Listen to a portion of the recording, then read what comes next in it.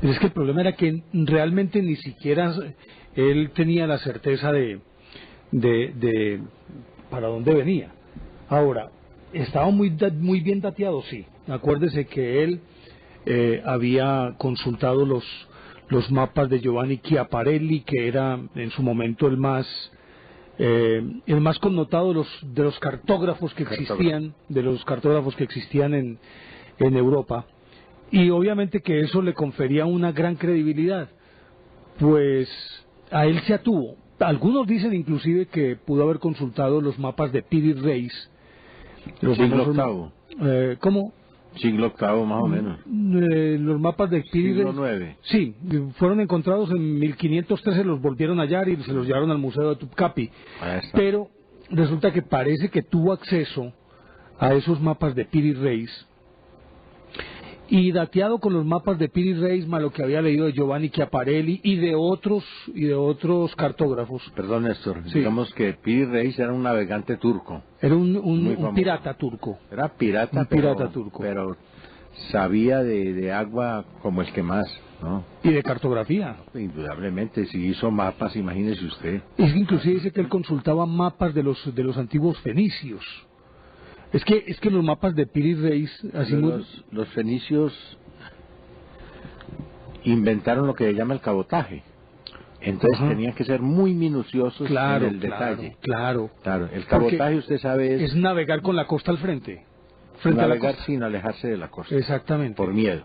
Exactamente, y por seguridad. Por negocio también. Y sí, claro, por negocio, porque ellos eran comerciantes. Esos son los antecesores de los países actuales. Eso se dice. Cuando ya los derrotaron allá en la batalla de ¿qué, hombre? De Tierra Adentro, ¿no? En esa batalla de esa, sí, en esa. Se vinieron para acá. Pues vos sos mi cosiaca, no te creo como mucho, pero de vender una gana de estornudar o yo. Lo que sea. Lo cierto es que los mapas de Piri Reis tienen una particularidad. Resulta que esos mapas pues se adjudican habitualmente a Piri Reis, a ese pirata turco. Pero resulta que al parecer Piri Reis simplemente lo que hizo fue copiarlos de unos manuscritos pero muy antiguos. Y tiene que ser así, porque en los mapas de Piri Reis él muestra cómo era prácticamente el planeta, en cuanto a cartografía se refiere, en cuanto a los mapas se refiere, incluida la Antártida libre de hielos, es decir, como pudo ser la Antártida hace miles de millones de años. Pero sí, bueno, hubo un deshielo hace por ahí 10.000 años, ¿no? Sí, pero no alcanzaba para glaciación pero no alcanzaba para pelar los círculos, no. Los círculos ni polar ártico ni antártico. Bueno. Sino que se dice que la Antártida tiene más o menos la misma estructura y la misma conformación hace miles de millones de años, y que ese mapa de Piri Reis, en las que delinea arriba Groenlandia y Terranova y toda la costa toda la costa occidental de América y la costa oriental de América y la costa occidental y oriental de África y como era Europa, pero bueno, lo de Europa era comprensible que en la época de él pues se supiera al dedillo cómo era. El Mediterráneo se lo conocían, hombre, como la mano. Claro. Ese era el Mare Nostrum. Claro. Pero resulta que es capaz de cartografiar la Antártida libre de hielos. Fíjate bien, libre de hielos.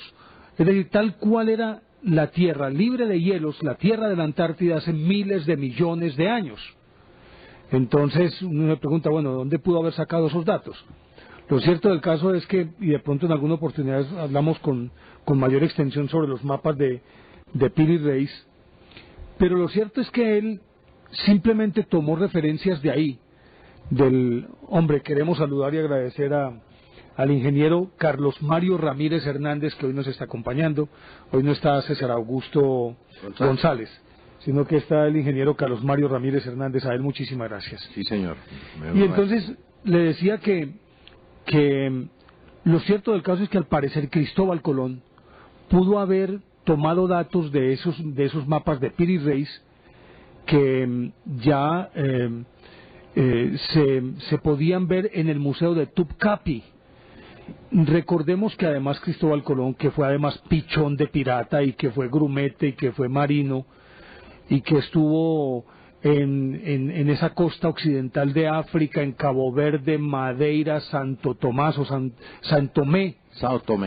Tomé, él parece que conoció perfectamente todas esas costas y algunos inclusive llegan a afirmar que él pudo haber hecho viajes mucho más largos, porque entre otras cosas se cuenta que entre 1479 más o menos y 1486 Colón se desapareció del mapa.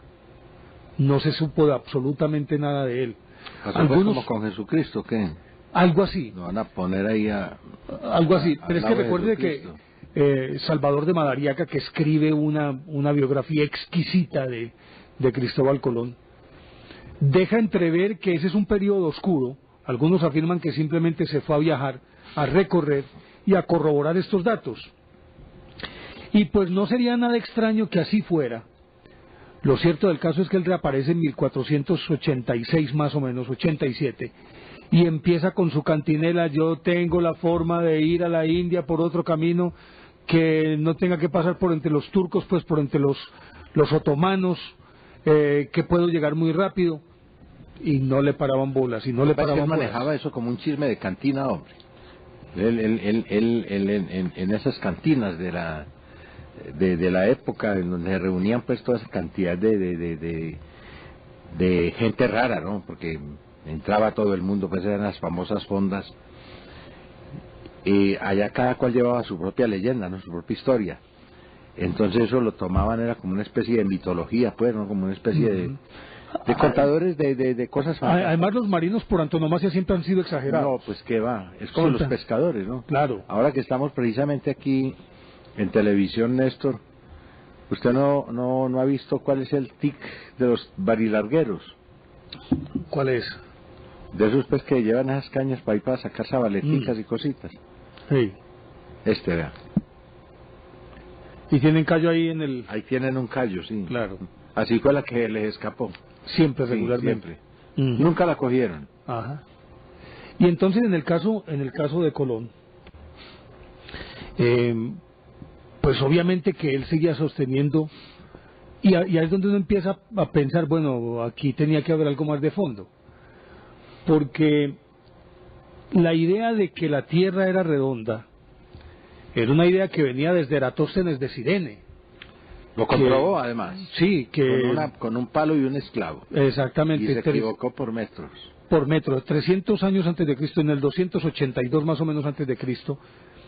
Él... No era más, No era más tiempo. En esa época él era el director de la biblioteca de Alejandría, Eratóstenes de Cirene, que entre otras cosas, y lo cuenta de una manera muy deliciosa Carl Sagan en su libro Cosmos, cuenta que a él le decían Beta. ¿Sabe por qué? Porque era el segundo en todo. Era brillantísimo, pero como había otros en aquella época también muy brillantes, mejor dicho, le tocó como cuando aquí en el ciclismo corrían Cochise y Eñato Suárez. Ajá, pobre Eñato, hombre. Eñato, si no hubiera estado Cochise, hubiera sido otro cuento. Se hubiera barrido con todo. Entonces, a él era más o menos como Eñato Suárez de la época. Le decían Beta. En ese tiempo yo era policía en Fredonia. Más o menos. Recuerde que el primero es alfa, del alfabeto griego alfa, beta. Entonces le decían que él era beta, porque era el segundo mejor en todo. Resulta que él pudo constatar que en Alejandría, en un determinado día del año, ese determinado día del año era el solsticio de verano, no, era el equinoccio de primavera. Resulta que en un pozo, en el cenit del día, es decir, a las 12 del día, el sol caía a plomo. Caía de plomo o caía a plomo. Mejor dicho, no daba sombra. No proyectaba ninguna sombra. Exacto. Pero resulta que él había recibido noticias de que en Silesia, 800 kilómetros más arriba hacia las cataratas del lago Victoria, subiendo más arriba de la represa de Asuán. Es África, pues, hombre. Sí, estoy hablando de África, es que estaba en Alejandría. Ah, sí, Él estaba en Alejandría. En la colonia griega. Claro. Claro. Y entonces, que allá había un nomón, o sea, un palo largo. ¿Un mojón? Sí, nomón. Un mojón, hombre. Nomón. Pero, hombre, El reloj que ellos manejaban, hombre, proyectando la sombra. Ah, Un palo que clavaban como si fuera un obelisco y dependiendo de la extensión de la sombra que proyectaba el palo. pero ahora eso lo llaman mojones. Ah, bueno, ahora llaman mojones, pero... Lo que pasa es que eso no se puede decir en la costa, hombre. Mojón. No. Ah, bueno. Cómete un mojón. Ah, bueno. Lo cierto es que en aquella época esos relojes tan primitivos los llamaban nomón. El nomón. Sí, sí, claro. Y entonces... Es que es como regla o medida. Así es la Eso, cosa. sí, eso quiere decir. Lo cierto es que entonces ese nomón... O a esa, ángulo también. yo no sé. Era en todo caso un Trigonometría, larguero por clavado. Y proyectaba la sombra y dependiendo de la extensión de la sombra, ellos podían medir la hora del día. Determinaban en Sí, qué hora del señor, día se encontraban. Sí, señor. Entonces a él le contaron que allá, en ese mismo momento del equinoccio de primavera, a las 12 del día, ese nomón proyectaba una sombra. Él dijo, no, pues un momentico, aquí ni que me Eso está esculquen. muy raro. Entonces ese cuento de que la Tierra es plana, mamola. No puede ser plana. Pero Pues- es que esa era una leyenda hindú, hombre. Yo no sé por qué sacan eso como atribuirle a los europeos, pero los hindúes creían que la tierra estaba sostenida por Por cuatro cuatro elefantes. Elefantes, Ajá. sí, eso es... Y los griegos creían que era Atlas, el que se le echaba al hombro. Sí, porque Atlas no sostenía una bola. Él sostenía, cuidaba los pilares que separaban la tierra del cielo. Las columnas de Hércules. Sí, señor. O sea, el peñón de Gibraltar, el actual peñón de Gibraltar. Sí, por allá, por Sí. esos lados estaba él. Pues resulta que tenía que ser redondo. Yo pongo aquí esta hojita así, redondita. A ver, hombre, yo te voy a poner aquí la Ponela, cámara, a ver, ponela. la cámara tuya, a ver. A ver, yo Sí, veo se que... puede ver. Entonces resulta que si fuera plana, entonces caería los rayos del sol a plomo y no proyectaría ninguna sombra. Pero si es redonda, necesariamente al caer el rayo, La tiene que curvatura. la curvatura misma genera una sombra. Claro. Y entonces él, cuando le dijeron eso, entonces usted tiene que ser redondo, ni más ni menos. Para corroborarlo, él cogió un esclavo y lo mandó a caminar Lo puso a correr. desde ahí hasta Silesia y que contara los pasos. No. Sí. hombre. Y Qué creo que bárbaro. se demoró, Está bien, un hombre, ratico. aquí pues yo he hecho cuentos pues, pero... No, hermanos, lo estoy tomando de varias historias. Lo Sí. estoy tomando de Isaac Asimov en Cronología del Mundo. Lo estoy tomando de Cosmos de Carl Sagan. Y lo puso a contar los pasos. Obvio, para poder tener la certeza de cuál era la distancia que existía entre Alejandría y Silesia. Qué Para bárbaro. él tener la certeza. Acuerdo que en esa época se medía por estadios. Qué Y bárbaro. cada estadio eran 180 metros. Y se supone que un paso son 80 centímetros. Un estadio Un paso eran largo. 196 metros. Eso es. Mm. Y se supone que un paso de una persona normal es más o menos entre 70 y 80 centímetros. Usted sabe de dónde viene la medida estadio, ¿no?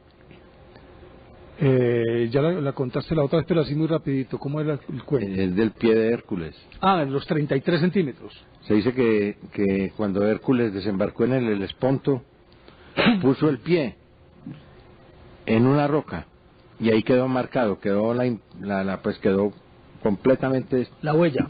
la huella muy bien marcada.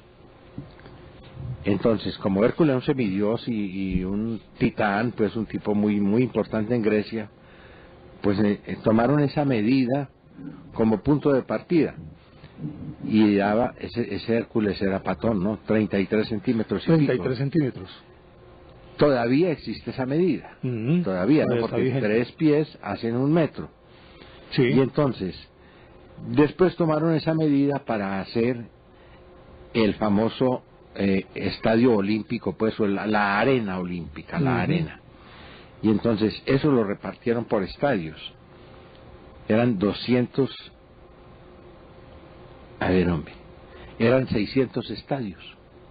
No, Ujú. 600 pies de Hércules. ¿Eran un Porque estadio? Eran un estadio. O sea, correspondiente a 200 196 metros. Sí, Sí, 196 metros. Entonces se tomó la medida por el lugar. Exacto.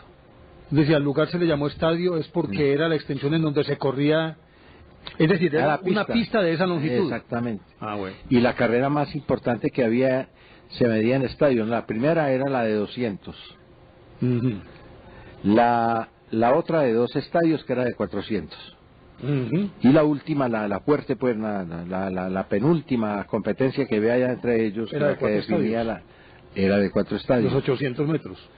Ahí ya los dos que ganaban se enfrentaban en la lucha esa famosa, en donde muchas veces uno de ellos resultaba muerto, y a veces los dos. Pues lo cierto de esto entonces es que el esclavo de Eratóstenes de Cirene se llamaba él. Yo dije ahorita Heródoto, no. Dije Eratóstenes, ¿cierto? A mí me hubiera pegado yo el brinco. Bueno, Eratóstenes de Cirene lo mandó a medir. Se gastó un ratico para ir y volver. Yo creo que sí, pues. Pero contando los pasos llegó allá y entonces determinó que entre uno y otro sitio había más o menos unos 800 kilómetros. Y ya él entonces hizo la operación matemática en dividir esos 800 kilómetros, sabiendo que si es redondo entonces son 360 grados y cada grado son 72... ¿qué? Bueno, en fin, y empieza a hacer esa digresión matemática para determinar lo que son grados, horas, minutos, todo ese cuento, ¿cierto? Entonces, simplemente, teniendo como referente y sabiendo que era de 360 kilómetros, hizo el cálculo y le dio que la Tierra tenía 40.000 grados. Sí, por eso dijo yo, 300, por eso dije yo. Te dijo kilómetros. 360 grados. Sí, señor. Sí, 360 grados. Y entonces, al hacer el cálculo, 800 kilómetros, ¿cuántos representaban de esos 360 grados? Y así se fue. Hizo la cuenta y determinó que la Tierra tenía 40.200 kilómetros Se equivocó por 200 métricos, pues. por 300. Son creo que 40.500, más o menos. 40.500, 40.600, algo así. Lo cierto del caso es que se equivocó por centenares de metros. Pues Eratóstenes era un teso, pues. Y eso que era, es que era beta. Era el beta. Era el beta. Como sería el alfa, sí, pues. Como sería el alfa. Y entonces, bueno, porque es que el cuento, vuelvo a retomarlo por donde veníamos. Pero ese conocimiento de Eratóstenes de Cirene se había olvidado. Nadie volvió a hablar de eso. Cuando empezó a regir o a influir en el pensamiento ptolomeico, pues, que volvió al cuento de la Tierra plana. En la Edad Media todavía el mundo la gente seguía pensando que en efecto la Tierra era plana. Y entonces dicen que Cristóbal Colón le dijo a todo el mundo que la Tierra era redonda y le dijeron que estaba loco. Él simplemente lo que hizo fue retomar. Además quemaban al que dijera que eso era así, sí, porque era un dogma de fe. Un dogma de fe, dogma de fe. Lo cierto es que él retomó esa información y con base en esa información, lo que había visto de Chiaparelli, de Piri Reis, de otros cartógrafos, más sus experiencias personales por la costa occidental de África, él determinó que se podía llegar a las Indias por un camino más recto y podía traer las especias que tanto necesitaban en Europa. Y parece que eso lo corroboró entre ese año 1479 y 1486-87.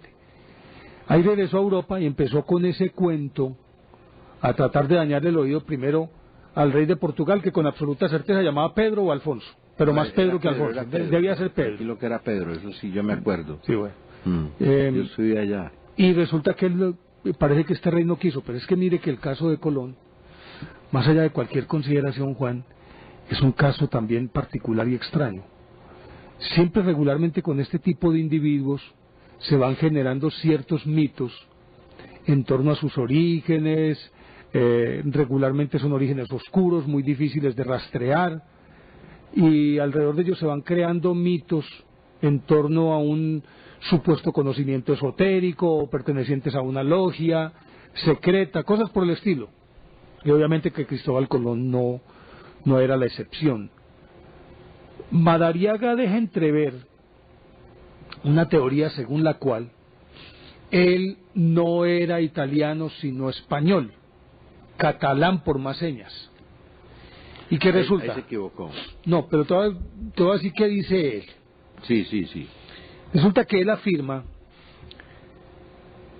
que la expulsión de los judíos por allá en 1451, que es cuando se supone que nació Cristóbal Colón, no, 1429, 1430 creo.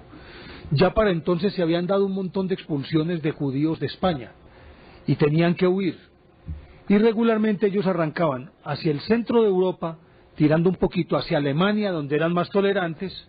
Claro, los judíos están llegando a Alemania desde el siglo XI. Eso es. Sí. Y entonces allá parece que Por allá en la margen derecha del Rin, allá es donde se instalaron los judíos, inclusive pues desde la misma diáspora, ¿no? Desde la misma diáspora. del año 70. Sí, después de parece Cristo. que ya llegaron por allá hasta esas regiones, ¿no? No es nada extraño. Pero resulta que precisamente como los acogían bien, el grueso de los judíos arrancaba hacia Holanda, Alemania, Austria, Polonia, y muchos alcanzaban a llegar a Rusia. Sí, claro. De hecho, claro. muchos llegaron a Rusia. Cantidades. Pero resulta que al parecer la familia de Cristóbal Colón, que había sido expulsada de España, recalaron en Génova. Y ahí es donde se dice que él nació en Génova. Madariaga sostiene que no existe un acerto histórico contundente para afirmar que era italiano o que era español o que era portugués, porque son esas tres versiones. Y afirma para ello, o sustenta esa afirmación en el hecho de que Cristóbal Colón, cuando llegó a Italia, era Cristóbal, cuando salió de España era Cristóbal Colom, con M. Casi que se puede decir que era Cristóbal Coloma, probablemente. Cuando llega a Italia, se llama Cristóforo Colombo. Sí. Cristóforo Colombo. Cuando llega a Portugal, se hace llamar Cristóbao Colombóforo. O Colombao más bien. O Colombao, Sí. yo lo leí como Colombóforo. Y cuando llega de regreso a España, donde los reyes, ya le ha quitado la M y le ha puesto la N, es Cristóbal Colón. Claro, es que el español no tiene palabras terminadas en M. En M, entonces le pone el Colón. Lo de Colón, cuando sale de España, supongo yo porque era un apellido eminentemente judío, Coloma. Y se va. A ver, hombre, tal vez sí, no, porque viene Santa Coloma, que eran nombres de judíos conversos. Exacto. Sí, eso sí es cierto. O sea, él tiene mucha razón en eso. Sin embargo, pues hay mucha investigación alrededor de esto, y yo pues no tomo partido, porque Dios me libre de meterme yo con esa vaina de los apellidos y todo eso. Pero después de un conclave que hubo de investigadores y de científicos alrededor de todo este origen de Cristóbal Colón, llegaron a una conclusión. Eso fue por ahí como en el 70, después de Madariaga, mejor dicho. Y es que lo único cierto que hay en la vida de Cristóbal Colón es que era de Génova. Claro que puede que tuviera origen judío, eso no lo niega nadie. O que pudo haber llegado recién nacido, Pero, o que su madre llegó y nació allá en ese Pero lo instante. único seguro, lo que sí se sabe con certeza, era que Cristóbal Colón era de Génova. De resto, todo es Forma parte del pura mito. especulación. Pura especulación. Y lo mismo que él se inventó alrededor de su nombre y de muchas cosas, ¿no? Claro. Porque ese Cristóbal Colón era medio culebrerito, ¿no? Sí, sí, claro, es que si no lo hubieran creído. No lo hubieran creído. no. Tenía una lengua que le digo, atrapaba moscas. Sí. Bueno, lo cierto es que este señor entonces, bien dateado, logra pues, pero mira, hay una cosa bien simpática también. ¿Te acordás que él llega donde ese Pedro de Portugal, con seguridad que era un Pedro? No, estoy seguro que era Pedro. Todos los Pedro. reyes de Portugal son Pedros o Alfonso. Además, como sí, los de Aragón. La historia que cuenta Cristóbal Colón fue que lo salvaron de un naufragio. Por Santomé, por Sí, São Tomé, por o la por costa Madeira. africana, sí. Ujú. Fue Islas Canarias, pues, Sí, por ahí, sí, por creo esos que lados. tuvo que llegar a nado a la costa. Lo Cuando recogieron, recogieron el sí. barco, siendo él en sus primeros escarceos como pirata, Como y apenas pirata. contaba como 16 o Y 17 le años. dieron por donde era. Y entonces, lo simpático es que acordate que él llega al famoso convento de la Rábida, que es lo que le cuentan a uno en la historia, ¿cierto? ¿A Fray Bartolomé qué? No. ¿El padre qué, hombre? El padre que es... no, bueno, en fin, ahorita algún televidente nos llama y nos dice. Sí. Bueno, un padre de esos. Un padre de esos, sí. Quesada, Quejada, algo así. Sería. Algo así. Bueno, pero... Bueno. Y el prior o el abad de ese convento, el abad de ese convento, era o muy amigo íntimo, Era confesor de la o reina. era el confesor de la reina, amigo del confesor, o creo que era más bien confesor de la reina. Confesor de la reina, Isabel. Y entonces... Era muy católica, ¿no? No, pues imagínate. Tremenda. Entonces le echó la historia, y ella en principio no quería, pero podía más, por una parte, la necesidad de imponerse sobre las demás potencias europeas, porque en ese momento apenas estaban unificando a España, apenas estaban unidos Castilla y Aragón.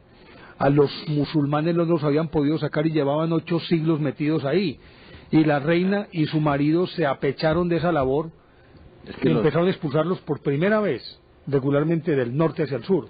Es la única, digamos, a ver, es el único fenómeno que se da en Europa en donde a un invasor lo sacan de norte a sur. De norte a sur. Casi siempre De la sur a pelea norte. se daba era de sur a norte, ¿no? Siempre. Sí. Contra los bárbaros y con toda esa gente. Pero estos musulmanes, que eran los moros, pues mejor dicho, tenían una capacidad, no solo tecnológica, sino una visión futurista, que ellos ocupaban los territorios y además eran gente tranquila, digámoslo así, ¿no es cierto? Porque ellos llegaban, por ejemplo, dominaban un territorio y lo marcaban un lindero y ponían una marca. De ahí viene el título de marqués. Sí, viene el título el que de cuida la marqués. marca. Es el dueño de una marca. El dueño de una marca, ese es el marqués. Entonces ellos ponían una marca ahí con un escudito, con una alegoría, digamos, un pictograma, pues, o una pinturita, más o menos, sobre el dueño de la marca. Entonces, eso se asociaba con marqués, que después se volvió un título nobiliario. El dueño de la marca era un marqués que era el que dominaba ese territorio. No ponían sino la marca ahí. Eso sí, el que se fuera a meter con eso, le iba mal. Porque los árabes... Y esa marca era un mojón. Que marcaba un lindero. Sí, era puro mojón, no hay duda. Entonces, el que se metiera con ellos sí salía como pagando, salía perdiendo por una razón. La tecnología de los árabes era 1000 veces superior de los otros musulmanes a la de cualquier monarca o de la de cualquier científico europeo. Y tenía su razón de decirle, voy a decir por qué. Porque Pues claro, Europa estaba en la oscuridad, estaba en la Edad Media. Y mientras ocurría la Edad Media, a escasos cientos de kilómetros, florecían los musulmanes en el norte de África. Y tenían y fue la época más brillante de ellos. No solo eso, sino que es que eran muy inteligentes, ¿no? Ellos inventaron el álgebra, por ejemplo, inventaron los números arábigos, inventaron, pues, todo lo que tenga que ver con matemática y tecnología. Hay que hacer un ni qué decir del conocimiento que tenían de astrología. Pero si esa era su tradición, ellos vivían era de eso, de observar el cielo, y llegaron hasta tal punto. Porque pues, además en el desierto, si no observas el cielo estás muerto. No, si no te orientas por los... navegación por las estrellas, eso es bobada, pues, no sé. El punto de referencia son las estrellas. Si no hay nada que hacer. Pero hay otra cosa muy importante, hombre, en los árabes, ¿no? Que es que ellos realmente eran gente de una capacidad de abstracción increíble. Por eso todos esos simbolismos que ellos emplean. Es más, el alfabeto árabe es un alfabeto decorativo. Usted ha oído hablar de los famosos arabescos. Los arabescos son simplemente letras del alfabeto árabe, del alefato. Y con esas letras ellos forman unas figuras extraordinarias, son maravillosas. Son figuras decorativas que están presentes en toda la vida de los árabes, por ejemplo, en las mezquitas, en las casas, en las torretas, en los sitios de recogimiento, en los sitios de reunión de ellos, y pues lógicamente también en los edificios públicos. Usted sabe que dentro de la tradición árabe ningún edificio puede ser más alto que la mezquita. La mezquita es el punto de referencia. Por eso ellos tienen unas casas bajas y son unas ciudades que son, digamos, muy planas, que permiten ver mucho el horizonte. Ellos se dedicaron mucho a la astrología y llegaron a tales avances en su observación de los astros que, por ejemplo, ellos podían hacer eugenesia, hacer mezcla genética con los caballos a partir de los cruces basados en la observación de los astros. Entonces, prácticamente programaban el cruce teniendo en cuenta pues todas esas observaciones, y de ahí salieron los caballos más formidables del mundo, porque yo creo que el caballo árabe pues sigue siendo. No tiene paralelo, no tiene parangón, ¿no? Es que hay muchas bellezas de animales, no, hombre. Entonces resulta que la reina en ese momento estaba empeñada en expulsar a los moros, pero se asumía también que los moros estaban asociados o tenían como una avanzada dentro de la sociedad de Castilla y Aragón a los judíos que por demás se convertían en un mal necesario para los reyes y para la sociedad española, porque ellos eran los que manejaban el dinero y les prestaban dinero. Los judíos son como los paisas, Néstor. Mejor dicho, vea el símil que me hacía a mí el profesor Günther Hensch. Los judíos son como la levadura en el pan. Nadie come levadura, pero sin levadura no se hace pan. Así es. Sí, señor. Y por eso eran un mal necesario. Eran mal necesarios, se necesitaban. Claro, y entonces parece que ese confesor era un marrano, es decir, un judío converso. Sí, señor. Y como buen judío converso, era más papista que el Papa. Se asumía, para el otro extremo, sí. Sí, era más fanático que todos juntos, entonces tenía una gran ascendencia sobre la reina, que estaba en función de sacarlos, porque creía que ayudaban a los musulmanes o porque eran espías de ellos, y porque además, no digamos tonterías, ellos le debían muchísima plata a los banqueros judíos. Y una forma de saldar la deuda era: se van de aquí y quedamos en paz. Es que los que fundaron los bancos fueron los judíos. Ellos son los inventores de esa cosa, hombre. Los banqueros de Siena. Sí. De Siena, judíos. Por ahí decían eso, que en ese tiempo no decían que era más delictivo, pues, si fundar un barco o atracarlo. No, ¿Será que eso tiene vigencia hoy? No, hoy no, pero en ese tiempo, pues, es que ellos cobraban el mísero. Ahí me pusiste a meditar. No, deja, no te pongas a meditar mucho. Ellos cobraban el mísero 20, por ahí, el mísero 30. Menos mal que el Talmud y la Torá se los prohibía. ¿Qué tal que no se los hubiera prohibido? No. Pero es que ¿sabes cómo es la filosofía de ellos? Pues, un judío ve llorando al hijo y le dice: mijo, no llore, que eso no da plata. De una vez. Así es. De una vez. Y entonces, vea, mire Néstor, es que bueno hacer un pequeño paréntesis aquí sobre quiénes eran los castellanos. Los castellanos eran unos campesinos, bruscos y rudos. Y hagamos una salvedad: de una tierra muy dura, muy árida. Demasiado. Mucho, pero muy exigente. Además, o sea que el campesino allá tenía que trabajar de sol a sol, tenía que ser más rudo que la tierra. Eran peleadores, mantenían peleando. Por eso el nombre de Castilla viene de Castela, que es la tierra de los castillos. Ellos se resguardaban o se atrincheraban por ahí en sus castillos y formaban un verdadero feudo, ¿no? O sea, el feudo como tal es una obra de los castellanos, y el primer idioma que se desprendió del latín fue el castellano, por allá en el año 970 de nuestra era. Digamos, apareció escrito, que es muy importante, ¿no? Porque ya se escribía, no había ningún problema. pero que ya los textos que tradicionalmente venían en latín ya dejaran de ser latinos y vinieran en otro idioma distinto al latín. Eso apareció primero allá, en las glosas silenses y las emilianenses. Entonces, glosas eran comentarios que se hacían a textos, a esos textos que aparecían escritos, no eran regularmente textos sagrados. No, Néstor. No. Perdone, la Biblia siempre se escribía en latín. Siempre. No, yo no digo Biblia, textos sagrados, de algún santo, sagrados, sí, comentarios oraciones, de... sí. Oraciones y conjuros. Exacto. Correcto, tiene mucha razón. Y además, como ellos eran yerbateros, entonces muchas fórmulas de esas mágicas para curar enfermedades. Por ejemplo, para curar cómo curar una mula enferma. Ahí estaba, listo ahí. Así apareció, pues mejor dicho, uno de esos textos el contenido es cómo curar una mula enferma. Creo que apareció en el monasterio de San Emiliano o en el de Siles, en cualquiera de los dos.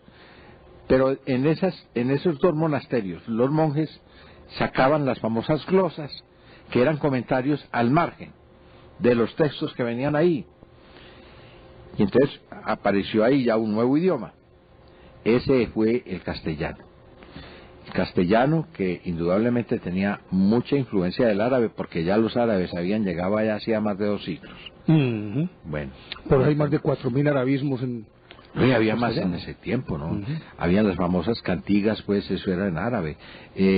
Y vea, hombre, mire, es tan importante esto, y demuestra cómo eran los castellanos, que desde los mismos orígenes del idioma castellano, pues que ahora es español, ¿no? Pero en ese tiempo era castellano, ¿no?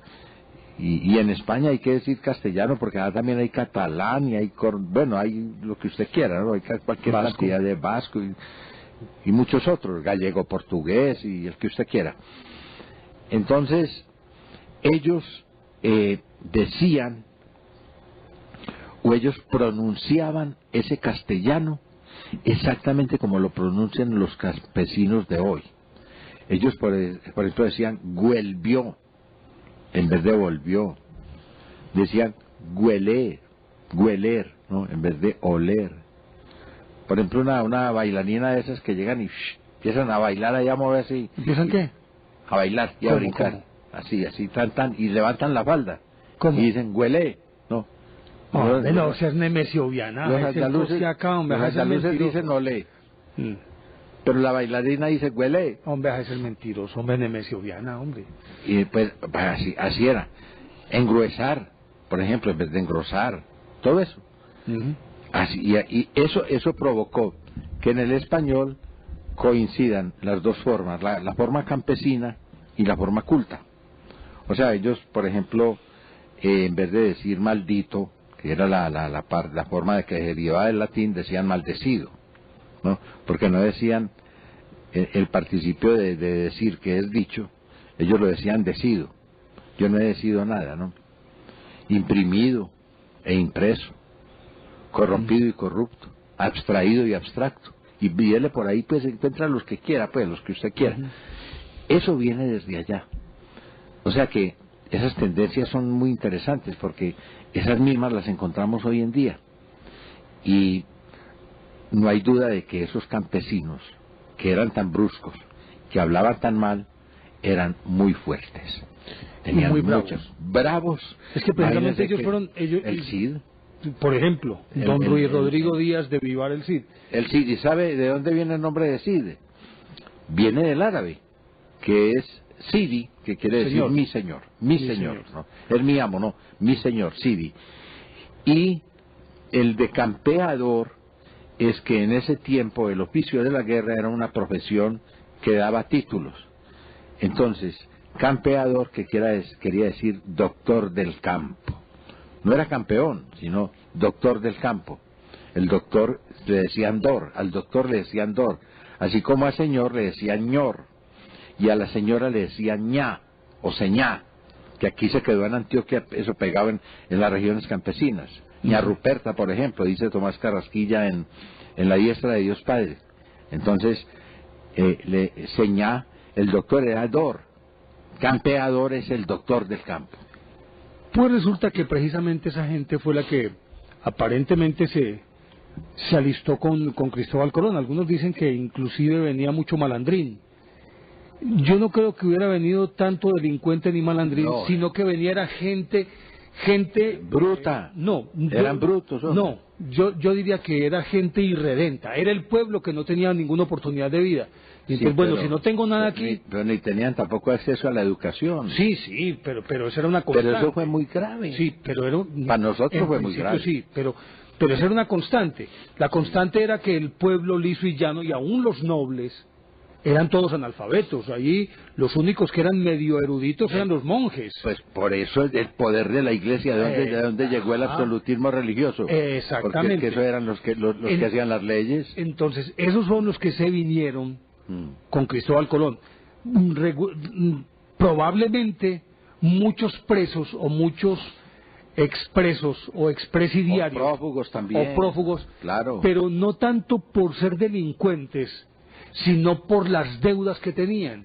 Porque en aquella época, el que debía 10 pesos y no pagaba, en este caso 100 maravedíes o 200 maravedíes, del Carmen, va para la cárcel. ¿A dónde estaría yo? No, pues yo estaría condenado a cadena perpetua. Pues a mí ya me hubieran colgado. Lo cierto del caso es que muchos de esos que eran deudores simplemente vieron la oportunidad de volarse de allá y se vinieron ahí. Entonces sí eran expresidiarios, pero realmente no eran tan delincuentes como suponemos. Lo cierto del caso es que Cristóbal Colón entonces armó su trinca que llaman, y entre ellas incluyó a los hermanos Yáñez Pinzón, que esos eran empresarios navieros y que tenían mucha plata. Y ellos, cuando vieron la oportunidad, dijeron: nosotros ponemos ahí los barcos. La reina realmente no aportó sino uno, y ellos aportaron los otros dos. Pero muy mal hechos, pues. Eran las famosas naos o carabelas. Pero resulta que las buenas, eran las que aportaban Vicente, ¿y cómo era que llamaba el otro? Bueno, Vicente y su hermano. Rodrigo. No sé si Rodrigo. Bueno, lo cierto es que los hermanos Pinzón, cada uno capitaneaba su barco, y se sumaron a Cristóbal Colón y se vinieron. Pero como el que tiene la información tiene el poder, parece que sobre todo Vicente, que era como muy ladino, muy taimado, muy bandido, muy astuto, muy zorro, mantenía siempre ahí encima de Cristóbal Colón a ver qué era, qué pensaba, cómo lo hacía, porque ellos Solo que había un problemita en esto, y esto es bueno que lo sepan los televidentes. Cristóbal Colón no hablaba español, él hablaba portugués. Él había llegado de Portugal y seguía hablando portugués. O sea, y le mezclaba italiano. No se entendía. Pues que portugués e italiano pues tienen mucha afinidad. Imagínese lo macarrónico de eso, pues, de lo que hablaba él. Y entonces resulta que ellos en alta mar tenían sus conferencias, juntaban las carabelas y soltaban unas canoas o barquitas y pasaban de un barco al otro. Ajá. Y tenían sus conferencias. Pero Cristóbal Colón estaba, ¿cómo se llama eso? Estaba así como medio tragado de una vieja que llamaba Beatriz Enríquez. No, eso sí no me la sabía, hombre. En la isla de La Gomera. No fregué. En la isla de La Gomera, que es la última de las Islas Canarias antes de entrar a mar abierto. Sí, claro. Resulta que ellos salieron de España el mismo día en que se cumplía el plazo perentorio para que todos los judíos abandonaran España, aquellos que no se convirtieran, que realmente no mostraran arrepentimiento, abjuraran de su fe y abrazaran el catolicismo. El 2 de agosto de 1492 se cumplía ese plazo. Ese día salió él, pero él pudo haber llegado mucho antes. Pero cuando llegó a La Gomera, que fue por ahí como el 11 de agosto, el hombre se entregó a las labores, ¿cómo es que decimos? De cuja. Sí, a las faenas de cuja. A las faenas de cuja. Sí. En los brazos de doña Beatriz Enríquez, que se dice inclusive que tuvo un hijo de él. A cujiar. Sí. Y entonces él alargó... A cujiar, sí. Cogió, no sé si era la carabela de él, la que estaba haciendo agua que llaman. En todo caso, una de las tres estaba mala. Entonces la llevaron ahí, empezaron dizque a arreglarla, pues, a carenarla y a toda esa carreta, y mientras tanto él se lanzó, como decían los poetas, a los brazos de su amada Beatriz Enríquez. Uy. Y ahí como que se durmió en el veneno. Uy, no fregues, hombre. Ahí se durmió en el veneno y apenas vino a salir, si no estoy mal, según dice, entre otras cosas, un libro delicioso. Sí. Lo voy a mostrar, A ver, hombre. de el historiador Germán Suárez Escudero. Se Sí. llama El otro diario de Colón. Cuando Colón qué inició bien, su primer viaje, una mujer distrajo su atención en las Islas Canarias y retardó por más de 15 días el descubrimiento de América, dice aquí en este texto de arriba. Bueno, pero no fue mucho, pues, y valió la pena además, ¿no? No fue sino 15 días, yo creí que habían Martes... cujiado más. Mira, creo que... lo cierto del caso es que se quedó allá. Y ya apenas como a principios de septiembre, el hombre como... atesado por los hermanos Pinzón y por las tripulaciones que decían que entonces nosotros vinimos a pasear aquí, pues, ¿o qué? ¿Cómo es el cuento, pues? Oye, además que eso era un desorden, hombre, eso era un caos. Imagínense que ahí hubo atentados, ahí hubo un barco que lo perforaron para ver si se hundía cuando llegara a alta mar. Y pillaron al tipo ese y lo colgaron de las esas, pues, ¿no? Pero no fue Juan de la Cosa. No, a Juan de la Cosa no lo colgaron, no. No, ese murió ahorcado. Que ese cuento de que cuelguen a Juan de la Cosa, eso era lo que pedían. Pero este tipo lo colgaron del palo mayor, lo torturaron hasta que lo hicieron confesar. Creo que lo ahorcaron ahí. Se zafó el timón de la Pinta, la carabela capitaneada por Martín Alonso Pinzón por sabotaje, según se creyó, de Gómez Rascón y Cristóbal Quintero. Exactamente. Dueños de la nave que estaban arrepentidos de haberse comprometido en el viaje. Y querían que eso fracasara. Dice el almirante que antes de partir los vio haciendo cosas sospechosas en la embarcación. El contratiempo le causó gran turbación por la imposibilidad de auxiliarla, pero tenía el consuelo de saber que Martín Alonso es una persona responsable e ingeniosa, aunque nunca más volverá a elogiar. Al fin navegaron entre día y noche 29 leguas. Y sigue, pues, bueno, aquí aparece doña Beatriz. Beatriz. Llega ya... Siempre hay una Beatriz. Sí. Eso fue en las Islas Canarias el viernes 10 de agosto. Le dijo, mientras yo me sirvo mi... Hágale, hágale. Sí. Las mujeres de Colón. Aquí habla, vea. Luego dice, las mujeres de Cristóbal, desde entonces Cristóbal Colón se casó en Lisboa en 1479, siendo todavía un hombre del montón. Desde entonces le hemos conocido otras mujeres. La primera, su legítima esposa, Felipa Muñiz de Perestrello, o Perestrelo, claro, porque es portuguesa, Perestrelo, que murió en 1481 dejando un hijo de nombre Diego, nacido en Porto Santo, Isla Madeira, y ahora de 12 años de edad. Luego su amante Beatriz Enríquez de Arana, cordobesa, madre de su hijo Fernando, nacido en Córdoba y de 4 años de edad. Y finalmente Beatriz de Bobadilla. Aquí está mi confusión. Beatriz Enrique es la mamá de Fernando. La que se encuentra en La Gomera es Beatriz de Bobadilla. Bueno, entonces lo cierto del caso es que, para no alargar mucho el cuento, él simplemente se hizo a la mar, como dicen los poetas, ya como a principios de septiembre, algo así por el estilo, y se vino. Y la mar era el término que se usaba en ese la tiempo, mar, ¿no? el mar, sino la mar. La mar Océana, así lo nombraron a él, almirante de la mar Océana. De la mar Océana, exactamente. Y entonces, él se venía culebreando, él sabía para dónde venía, pero quería despistar a los dos Pinzón, a Martín Alonso y a Vicente. Sí.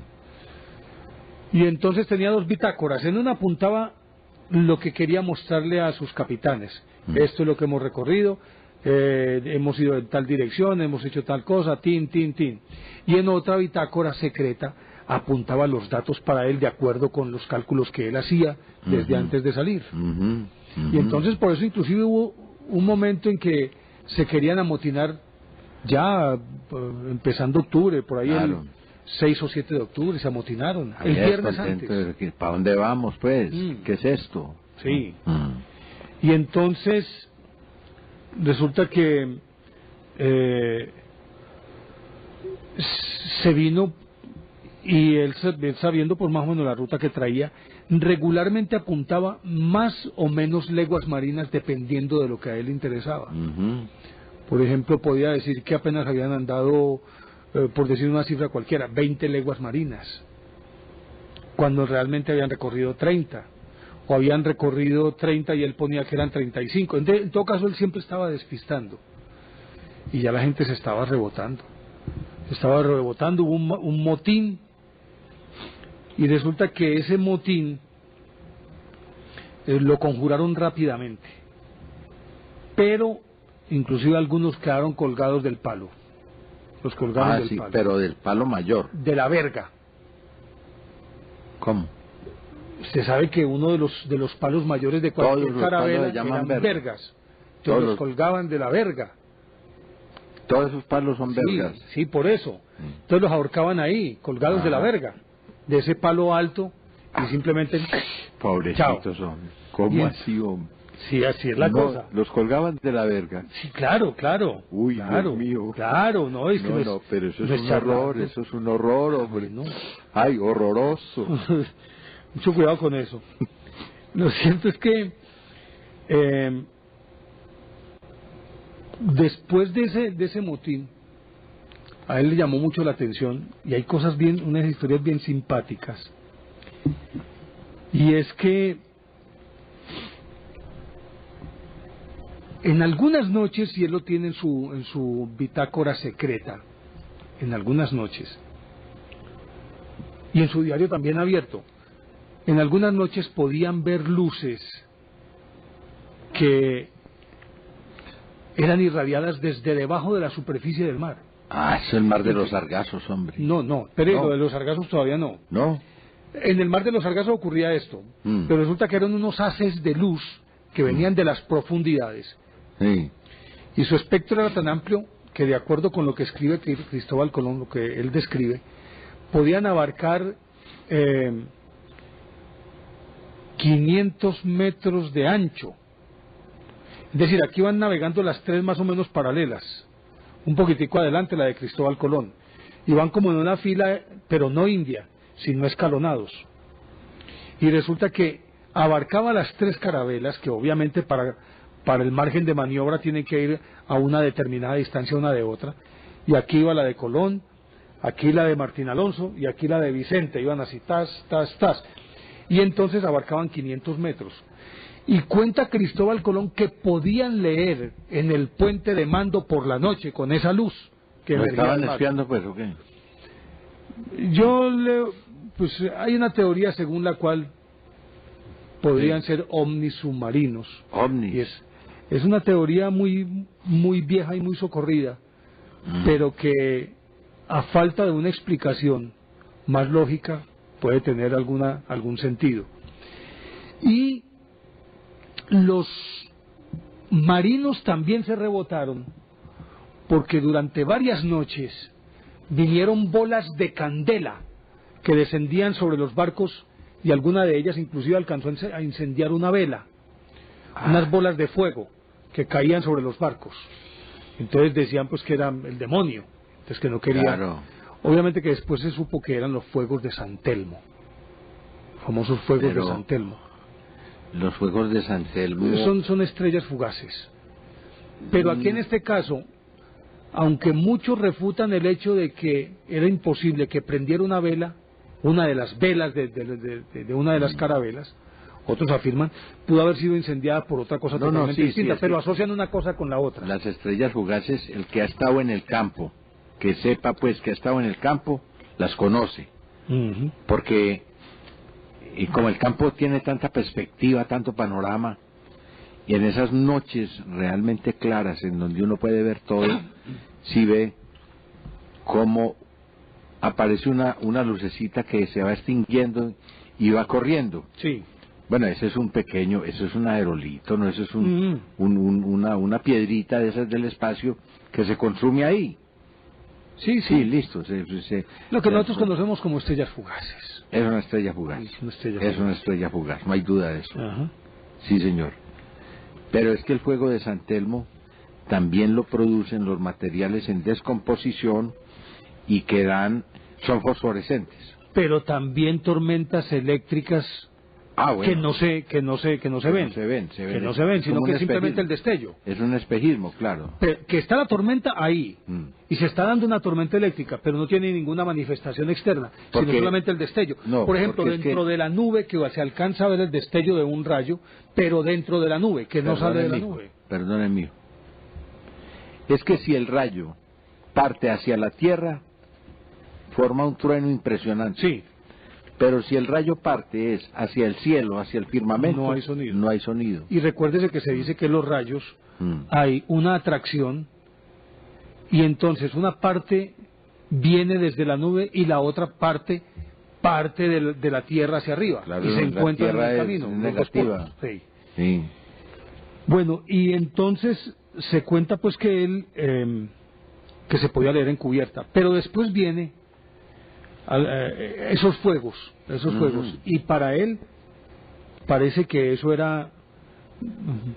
conocía el fenómeno, pero la superstición de los marineros no permitían pensar que en efecto que lo estaban atacando, o brujas o espantos o los demonios, o que no querían que siguieran porque por algún de hecho había ahí una presencia sobrenatural, divina o demoníaca, pero la había, según ellos. Sí. Lo cierto, Juan, es que después de todo esto, cuando lograron como aplacar un poquito los ánimos, vino algo que les dio cierta tranquilidad a los marineros, y era que encuentran que están navegando y en ese mar hay un montón de algas flotando, unas algas especiales. Señal de tierra, y esos son los sargazos. Sí, señor. Y lo que hoy conocemos como el Triángulo de las Bermudas, pues ese mar ahí se llama el Mar de los Sargazos justamente por eso. Sí. Pero eso es una alga marina que se da en alta mar, que se desprende y sigue flotando, y es un alimento para los peces. Sí, se vuelve una peste a veces. Claro, y que dañan cualquier propela. La propela de un barco, es decir, la hélice que va atrás, la enreda y chao. Uy, Ave María, hombre. Pero además de eso, como es comida, hay unas especies de aves que aprecian mucho como comida esas algas verdes. Las necesitan además. Claro, porque deben tener alguna... dieta, sí, tienen una sustancia. Y entonces, cuando aparecen esas algas, detrás de ellas viene una bandada impresionante de pájaros, y si hay pájaros, anuncia proximidad de tierra. Sí, señor. Así es. Entonces eso les dio a ellos un margen de tranquilidad muy grande. Y no, ya estamos llegando. Eso fue antecitos del 12 de octubre. Del 12 de octubre. Y cuando llega la noche pues del 11 de octubre, acuérdese que él había prometido que daría como premio al primero que avistara tierra 10.000 maravedíes. Buena plata. ¿Cuánto en sería ese tiempo? Al cambio del dólar de hoy, cuánto sería? No alcanzo a ver esa cuenta, hermano, porque mis pobres conocimientos matemáticos no me dan para tanto. Le voy a leer este pedacito aquí que yo creo que vale la pena, Juan. Póngale cuidado. El martes, estábamos hablando del martes 9 de octubre. Navegaron al suroeste, estoy tomando lo del libro del que les hablé, del doctor Germán Suárez Escudero, el historiador que llama El Otro Diario de Colón. Dice, navegaron al suroeste y descontaron 5 leguas, el viento se mudó y navegaron al oeste, cuarta del noroeste 4 leguas, después completaron 11 por todas, y por la noche 20:30, con toda la gente 17 leguas, toda la noche con la luz de la luna vieron pasar pájaros. Y mire lo que dice aquí, el miércoles 10 de octubre. Navegaron al oeste-suroeste, aquí la gente protestó quejándose del viaje principalmente por largo. Se dice que los maestres Juan de la Cosa, Francisco Martín Pinzón y Juan Niño le dieron a Colón un plazo de 3 días para descubrir tierra, si no, regresar a España. El almirante habló con tono convincente, los apaciguó y les dio esperanzas de alcanzar grandes provechos, diciendo que él había venido a descubrir las Indias y que no descansaría hasta encontrarlas con la ayuda de nuestro Señor. Ya estaban descubiertas. Sí, ellas andaban muy descubiertas. Sí, señor. En las primeras horas de la tarde alcanzaron a sobrepasar el meridiano 70 oeste de Greenwich, navegaron a velocidades de 7, 10 y 12 millas por hora y entre día y noche 59 Qué leguas. barbaridad, hombre. Contó a la gente que había hecho 44 leguas nomás. Qué barbaridad, es que 10 o 12 millas por hora, millas náuticas. Sí. Ave María, eso es mucho. Sí. Bueno, A un velero, pues. sí. Mucho. Entonces, hombre, yo Una no carabela, resisto pues. la tentación de leer esta cosita aquí. A ver. Jueves 11 de octubre. Navegaron muy bien, mucho más que todos los días anteriores. Los marineros de la capitana vieron varios pardillos y un junco verde. Los de la Pinta cogieron del mar un palito que tenía labraduras aparentemente hechas con instrumentos metálicos. Además un palo más grande, una tablita, 2 cañas y una yerba. Igualmente los de la niña vieron señales de tierra, entre ellas un palito cargado de escaramujos. Ya entonces respiraron y se alegraron todos. Navegaron hasta puesto el sol 27 leguas. Después enderezaron el rumbo al oeste y lo hicieron a razón de 12 millas por hora. A las 10 de la noche, estando en el castillo de popa, el almirante vio lumbre, es decir, vio una luz tan cerrada, que quiere decir tan pequeña o imperceptible, que no quiso afirmar que fuese señal de tierra. Pero llamó a Pero Gutiérrez, repostero de estrados del rey y cocinero de la Santa María, diciéndole que mirara eso que parecía una luz, y haciéndolo así también la vio. Llamó después a Rodrigo Sánchez de Segovia, el veedor de la expedición, el cual no alcanzó a ver nada porque el lugar donde estaba parado no se lo permitía. Ya después el almirante volvió a ver repetidamente la luz, que era como una vela de cera que se alzaba, lo cual no era suficiente para creer que habían llegado a tierra, pero sin embargo lo tuvo por cierto, por lo cual, cuando cantaron las salves, según la costumbre de juntar las naves para rezarla en comunidad, les rogó a todos que se turnaran y estuvieran atentos en el castillo de proa, porque era inminente la llegada a tierra, y prometió darle un cubón de seda sin prejuicio del premio especial de 10.000 maravedíes que los reyes habían ofrecido al que primero lo anunciara. Y porque la carabela Pinta navegaba más e iba adelante, halló tierra e hizo las señas que el almirante había mandado, cuando era la madrugada del viernes y estaban todavía a 2 leguas de la costa. En la noche, desde el atardecer hasta ese momento feliz, habían adelantado 90 millas, que son 22 leguas y media. Esta tierra ha habido primero un marinero que se decía Rodrigo de Triana. Parece que este dato de Rodrigo de Triana, que es el que habitualmente se conoce, no es el real. He buscado en otras partes y dice que fue un señor llamado Juan Sánchez Bermejo, Ajá. pero que en la lengua marinera lo apodaban Rodrigo de Triana, pero llamado era Juan Sánchez Bermejo. Pero era el mismo, pues. Parece que sí. Ah, bueno. Lo cierto es que le hicieron pistola hasta con los dedos de los pies, porque ni le dieron el jubón de seda, Di los ni maravedíes. 10.000 maravedíes al pobre. De ahí empezaron a llegar esos malditos vicios aquí a este país. ¿Sí se da cuenta? Ese tumbis, pues, era un tumbis ahí descarado. Sí. O sea, eso aquí no existía. Eso lo trajeron. Eso lo trajeron desde por allá.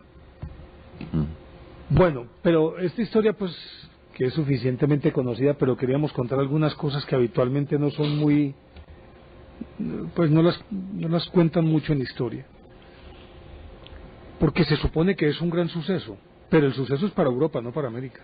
Para Europa era un suceso, para América un desastre. Un desastre, hombre, terrible. Además, bueno, le preguntaron a Jacques Cousteau, Me voy a poner la chaqueta, que está haciendo mucho frío. No fregues, hombre, por Dios, muchacho, Sí, cuidado, te resfrías, pues, ¿no? Te da esa gripa, te da y vos, como es tan importante, te va a dar la H1 o N1, porque ya le dio al presidente, después le dio le dio hasta a César Augusto Londoño, hombre. ¿Cómo le parece? Me está cogiendo gente muy importante esa gripa, hombre. Te va a coger a vos también. No, a mí no, porque no soy tan importante. No, pero, hombre, por Dios. Pero déjame pues seguir con la modestia, historia, no. pues a ver. Entonces íbamos en que Alzheimer venía en esa tripulación. venía Alzheimer en esa tripulación. No, ahí pasaron cosas muy interesantes, Néstor. Una de ellas, que ahí nació el español americano.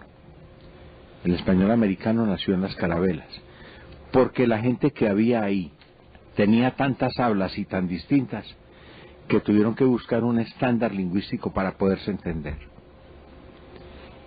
Y ese estándar lingüístico fue el que trajeron a América. O sea, aquí realmente el español de España, con sus transformaciones y sus cosas, como por ejemplo la aparición de la Z, que vino después del descubrimiento de América, no llegó hasta aquí, se quedó en España. Pero los que vinieron primero sí trajeron ese español que es la raíz de lo que nosotros hablamos hoy en día en América. O sea, ese aporte sí es muy importante. Pero vamos a seguir con los comentarios sobre lo que llaman el descubrimiento de América. En primer lugar, eso no fue ningún descubrimiento, eso estaba descubierto. Esto lo habían descubierto mucha gente antes de Cristóbal Colón. Lo que pasa es que se encontraron con semejante franja de terreno que va de polo a polo.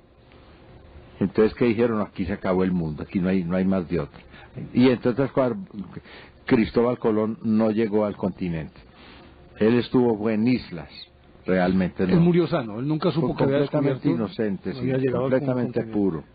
Exactamente. ¿Qué le pasó a Cristóbal Colón? Pues que él no fue el primero que vio América, ni la descubrió ni nada de eso, pero sí fue el primero que hizo una rueda de prensa, porque es que, como le digo, él era muy cosiaca y le gustaba mucho pues darse bombo y echar mentiras. Por eso murió encadenado, por eso lo mandaron coger, porque se mantenía hablando y es que unas riquezas increíbles, fantásticas, pero llegaba, aparecía a la corte española con artesanías y con unos loros y con unos indios y con vainas de río. Pero ¿qué es esto? Nosotros gritamos, es plata, plata, habéis faltado a vuestro juramento. ¿Dónde está la plata? ¿Dónde está el oro? En Cristóbal Colón no les entregó nada de eso. Y entonces la decepción fue grande. Le preguntaron a Jacques Cousteau qué opinaba él del llamado descubrimiento de América. Digo, es el desastre ecológico más grande que ha habido en la historia de la Tierra. Para que lo sepa, pues. Oye, le cuento una cosa, pues. Mire, es que este libro es delicioso. Resulta que cuando ellos desembarcaron, entonces los indios gritaban Guanahaní y estos gritaban San Salvador. San Salvador. San Salvador, San Salvador, y los otros Guanahaní, Guanahaní. Ganaron los de San Salvador. Hey, y por goleada. Sí, señor. Ganando por goleada. Sí, señor. Pues, mire, se acercaron a los descubridores muchos pobladores de la isla, siempre gritando con exaltación Guanahaní, Guanahaní. Venían a pie y nadando o navegando en almadías de variada capacidad. Almadías son pequeños botes. Pequeños botes o aún troncos sobre los que pueden flotar. Sí. O pequeñas embarcaciones que las pueden usar también para pescar y como que el pueden... potrillo, sí. Pero también algunas que pueden tener tordillo en el centro. Sí. Almadías. Claro. Esa es una palabra árabe. Y sí, empieza por AL. Y como podía verse, todos eran jóvenes de no más de 30 años, bien parecidos y de aspecto varonil, exceptuando la única mujer que tuvieron a la vista al primer momento, farto moza, es decir, muy jovencita. Lo que podía juzgarse no solamente por los dientes que mostraba en su sonrisa, sino también por la geometría torneada de sus mamas en ciernes. Ay, no fregues, hombre. Cállate esos De los ojos, elementos pues. personales más llamativos a primer golpe de vista, aparte de las almadías, podían citarse los papagayos que algunos llevaban en la mano o sobre un palo al hombro, unos ovillos muy exóticos de algodón hilado, las azagallas y arpones, los remos y unos rollos de hojas que fumaban y desprendían un humo cuasi emborrachador, por lo que el almirante rechazó el ofrecimiento de ser el primer fumador de tabaco del mundo moderno. Se lo perdió. Palabras textuales del almirante en el diario. Yo, dice él, para que nos tuviesen mucha amistad y porque me di cuenta que esa gente se conquistaría mejor y se convertiría más fácilmente a nuestra santa fe por el amor, más que por la fuerza, les di a algunos de ellos unos bonetes colorados y unas cuentas de vidrio que se pusieron al cuello y otras cosas de poco valor que los alegraron mucho y nos ganaron su confianza. Después venían siempre nadando alegremente o navegando a las barcas de los navíos donde estábamos y nos daban sus papagayos, sus ovillos de algodón hilado, sus azagallas y muchas otras cosas a cambio de otras que nosotros les dábamos como cuentecitas de vidrio y cascabeles. Siempre daban por su voluntad todo lo suyo, tomando con interés todo lo nuestro. Ahí empezó el saqueo. Ahí empezaron los espejitos, pues, ¿no? Ahí empezó el A saqueo. cambiar eso por espejitos, sí, señor. Y entonces, al final de cuentas, para que ya empecemos a hablar con nuestros televidentes, Juan, solo resta decir que realmente lo que ocurrió fue un encuentro de dos mundos, en el que llevamos la peor parte nosotros los del lounge de acá. Sí, sí, porque esto estaba muy desarrollado, sí, ¿no? Esto estaba muy bien. Y que yo creo que de no mediar ese descubrimiento, el avance tecnológico de América sobre Europa lo hubiera superado. Lo habría superado en cuestión de 2 siglos, muy por encima de los europeos. Pero ellos nos subdesarrollaron. Nos sojuzgaron, nos subyugaron y nos subdesarrollaron. Así es. Tristemente. Esto estaba desarrollado, ellos nos subdesarrollaron. Pero de todas maneras, yo creo, Juan, que también llegaron cosas interesantes de Europa. Y hay que agradecerle mucho a los españoles. Bueno, la lengua española es bonita, ¿no? Sí. Es una lengua, y hoy es una lengua mundial. Así. La cultura española en su expresión artística es excelente. De eso no hay duda, pues. Lo que es ritmo, música, todo eso, la misma poesía, todo, pues todas esas elaboraciones, digamos, espirituales, ¿no? Del hombre, todo eso está muy bien. Pero también y ¿sabe qué fue lo mejor? ¿Sabe qué fue lo mejor? Lo mejor fue lo peor, pues porque eso era lo que más se castigaba, pues lo que más perseguían y lo que más advertían, ¿no? El mestizaje. Esos españoles no tenían escrúpulos, esos comían de todo, no había ningún problema. Y entonces primero fue con las indias y después con las negras, y se formaron unas mezclas, ahí quedaron 16, oiga, tenemos 16 mezclas, y entre otras cosas, Colombia es el paraíso del mestizaje. Aquí está en todo su esplendor el reflejo, la representación de ese mestizaje. Vea, tenemos blanco, indio, mestizo, negro, mulato, y sigue por ahí, cuarterón, sambo sigue, sí. Cuarterón, tente en el aire, lobo, coyote, hispaniolo, no, que era como decían ellos, hispaniolo, ese es uno. Mulato, que viene de mula, cuarterón viene de caballo, o sea, no nombres despectivos. A ver, hombre, ¿cuáles otros? Son 16 en todo caso, son 16. Entre ellos Alzheimer, pues, ¿no? Pero, a ver de cuál otro me acuerdo. Coyote, de tente atrás. Sí, señor. Y tente en el aire. Y tente en el aire, claro, esos dos. A ver, ¿cuál otro, hombre? No me acuerdo de más. Lobo, coyote, hispaniolo, mestizo, sambo, cuarterón, mulato. Bueno, un día estos traigo esa lista, ¿por qué no? Hablemos con los televidentes, ¿qué piensan ellos de todo? Sí, señor. Queremos saludar a don Albeiro García, hombre, un televidente que me encontré el sábado pasado, una persona muy muy maravillosa y que nos ve permanentemente. Ajá. ¿Quién más, hombre? Se me fue. James hombre, Rodríguez. Pache Andrade, hombre. No digas. Gran amigo, saludos le mandó. Estuve ahorita con él por la noche. Hombre. Y que nos ve permanentemente y como siempre, pues tan querido Pache, ese afecto sigue incólume después de tantos años de amistad. Es que nos criamos juntos en la radio, ¿no?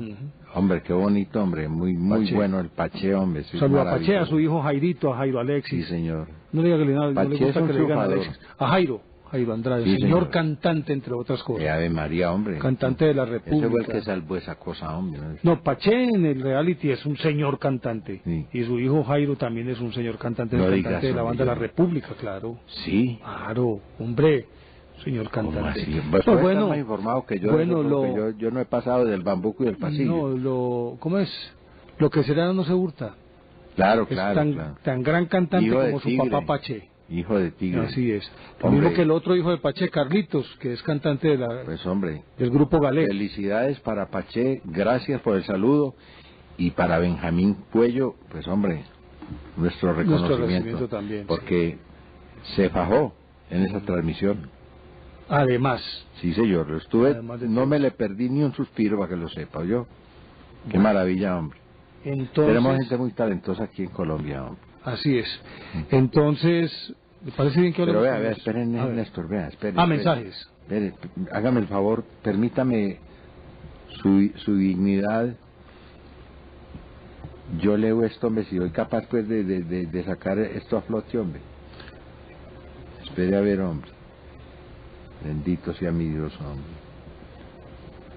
Sí, aquí está, hombre, vea. Estimadísimos profesores Néstor Armando y Juan Manuel, esto viene desde Japón, vea, si quiere le leo aquí pues hágale. Konnichiwa.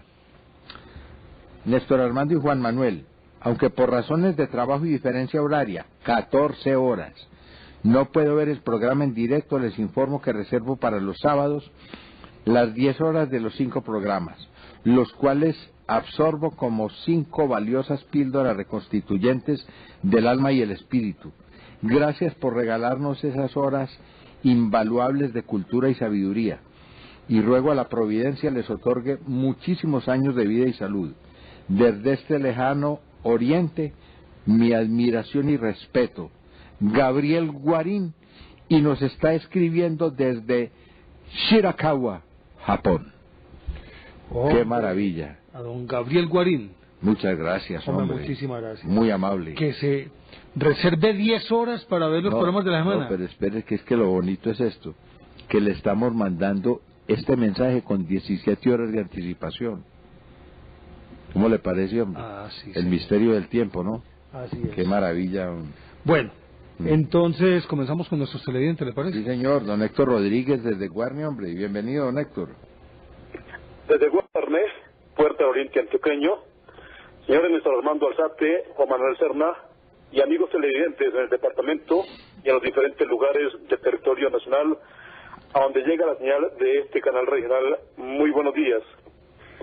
La efemérides del día de ayer, 12 de octubre, luego de haberse cumplido 517 años, es para el continente americano toda una polémica, ya que el término descubrimiento no se ajusta a las expectativas de muchos historiadores hasta llegar a ser reemplazada por el término encuentro o invasión de civilizaciones. Sea cual sea el verdadero término, para el año de 1492, la historia consigue un hecho en que el protagonista, Cristóbal Colón, alcanza el cumplimiento de un proyecto que inicialmente fue propuesto a Juan II, rey de Portugal, y ante su rechazo fue expuesto a los reyes católicos de España en una insistencia de 6 años para que al final lograra, pues para el pensamiento de estos reyes era relativamente poco lo que se arriesgaba y muchísimo lo que se podía ganar, tal y como se verificó. Lo cierto es que Colón murió en 1506 sin saber que había descubierto un nuevo continente, y solo años después Américo Vespucio, al preparar cartas geográficas, se dio cuenta que era un nuevo continente, un nuevo territorio. Este fue un aporte para el búho de Antioquia. Un abrazo muy cordial, muchas gracias y hasta una nueva oportunidad. A usted muchísimas gracias, don Héctor, y bienvenido siempre. Saludemos a don Etelberto Zapata. Buenos días. Etelberto. Aló. Etelberto Zapata. Bueno, aquí en la ciudad de Medellín, parece que no está.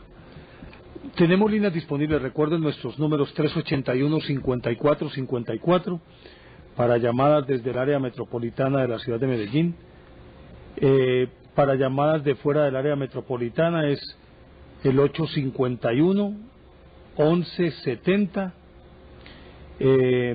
Y para llamadas desde fuera del departamento, desde cualquier parte de Colombia o del exterior, la 018-5051-5015. Nos pueden llamar cuando ustedes lo consideren conveniente. Un saludo a Mamá Nancy en Barranquilla. Sí, señor. Tuvieron una reunión el grupo de Barranquilla, ¿no? Me llamó ayer. El más compacto, sí. ¿No? Qué cosas tan interesantes. Se reunieron.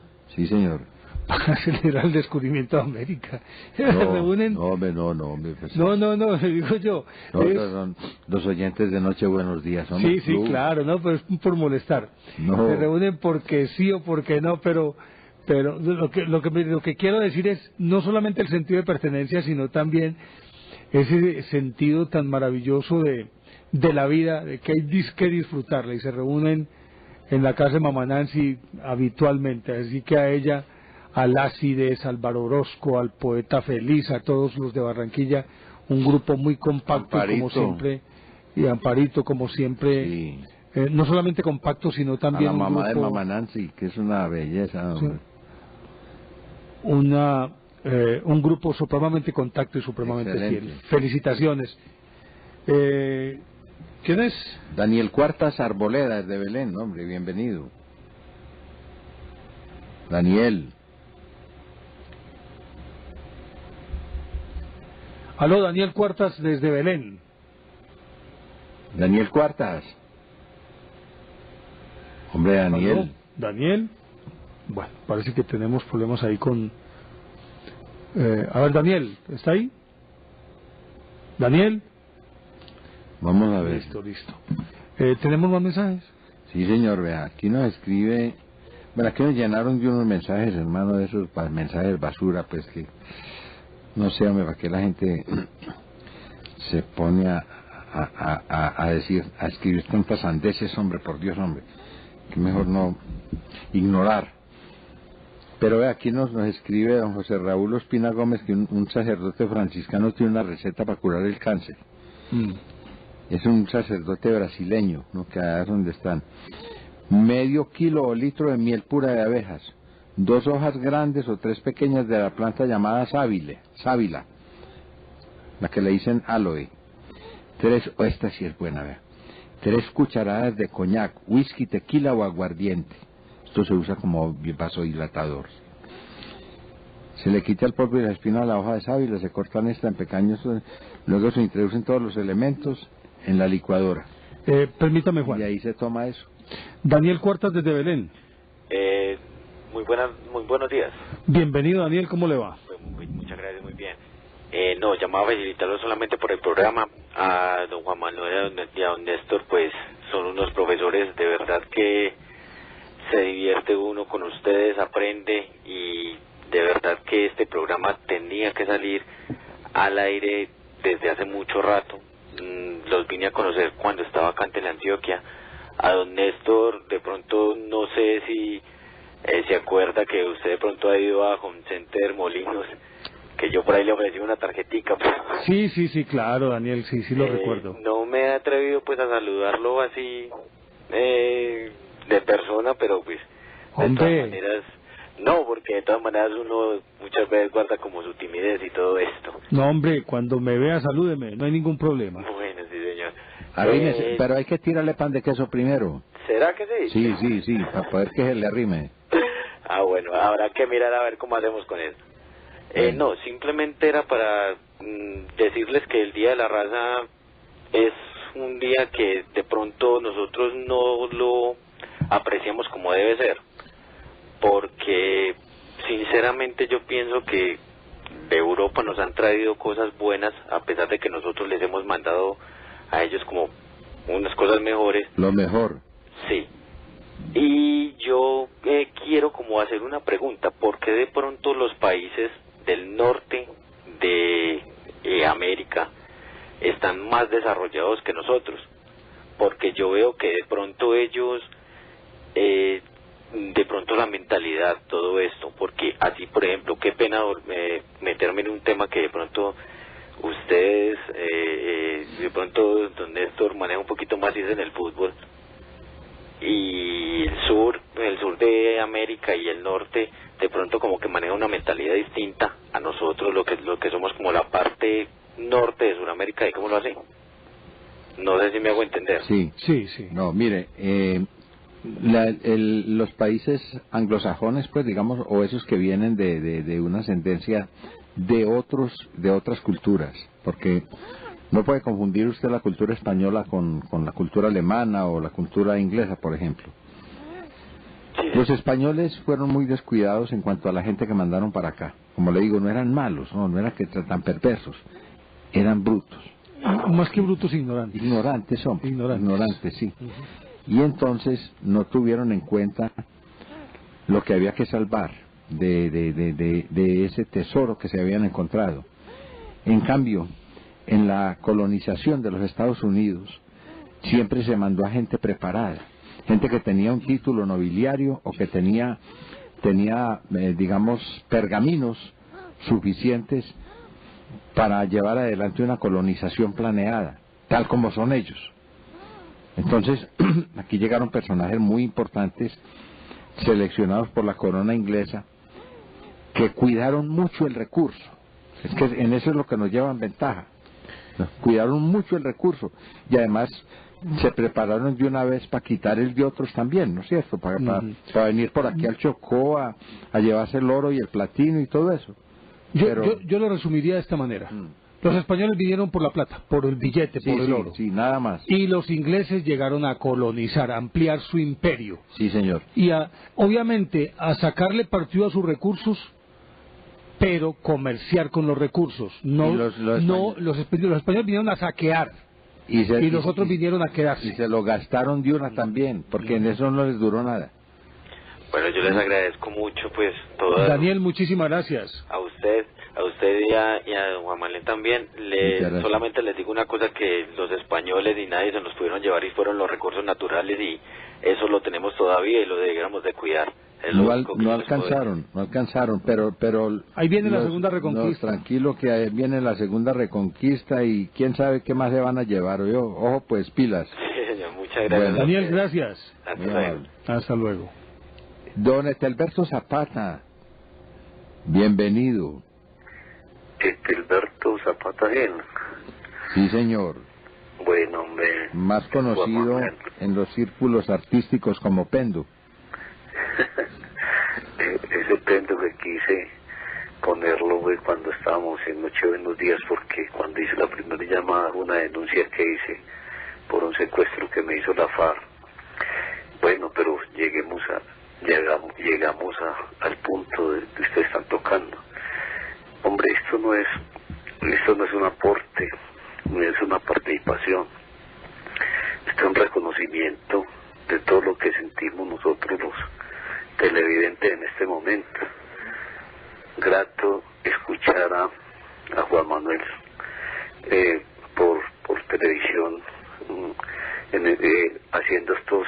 Nosotros no aportamos esos aportes que tienen ustedes dos, Néstor Armando con sus libros en la mano, recalcando todo lo que ha estudiado, pero Juan Manuel en su mente, con todo lo que tiene en el cerebro, como es de grato escucharlos, ¿verdad? Porque hay nosotros, los montañeros, como dice Juan Manuel, nos reivindicamos, porque a veces pensamos de que hablamos muy mal, y mentiras que el castellano lo permite todo. Qué bien eso, Juan Manuel. Y en este Día de la Raza, delicioso saber de que cómo se proyectaron la llegada aquí, qué pensaban, qué decían. Y verdad que, como dice Juan Manuel, bueno, y no habían por ahí en el momento ovnis cuando llegaron los españoles, y llegó aquí Colón, y Néstor Armando responde que por ahí había unos fueguitos, unas antorchas o algo así parecido. Delicioso escucharlo, y de verdad que eso seguiremos haciendo. Es el reconocimiento, es esa gratitud de aprender más y más de ustedes. Qué bien eso.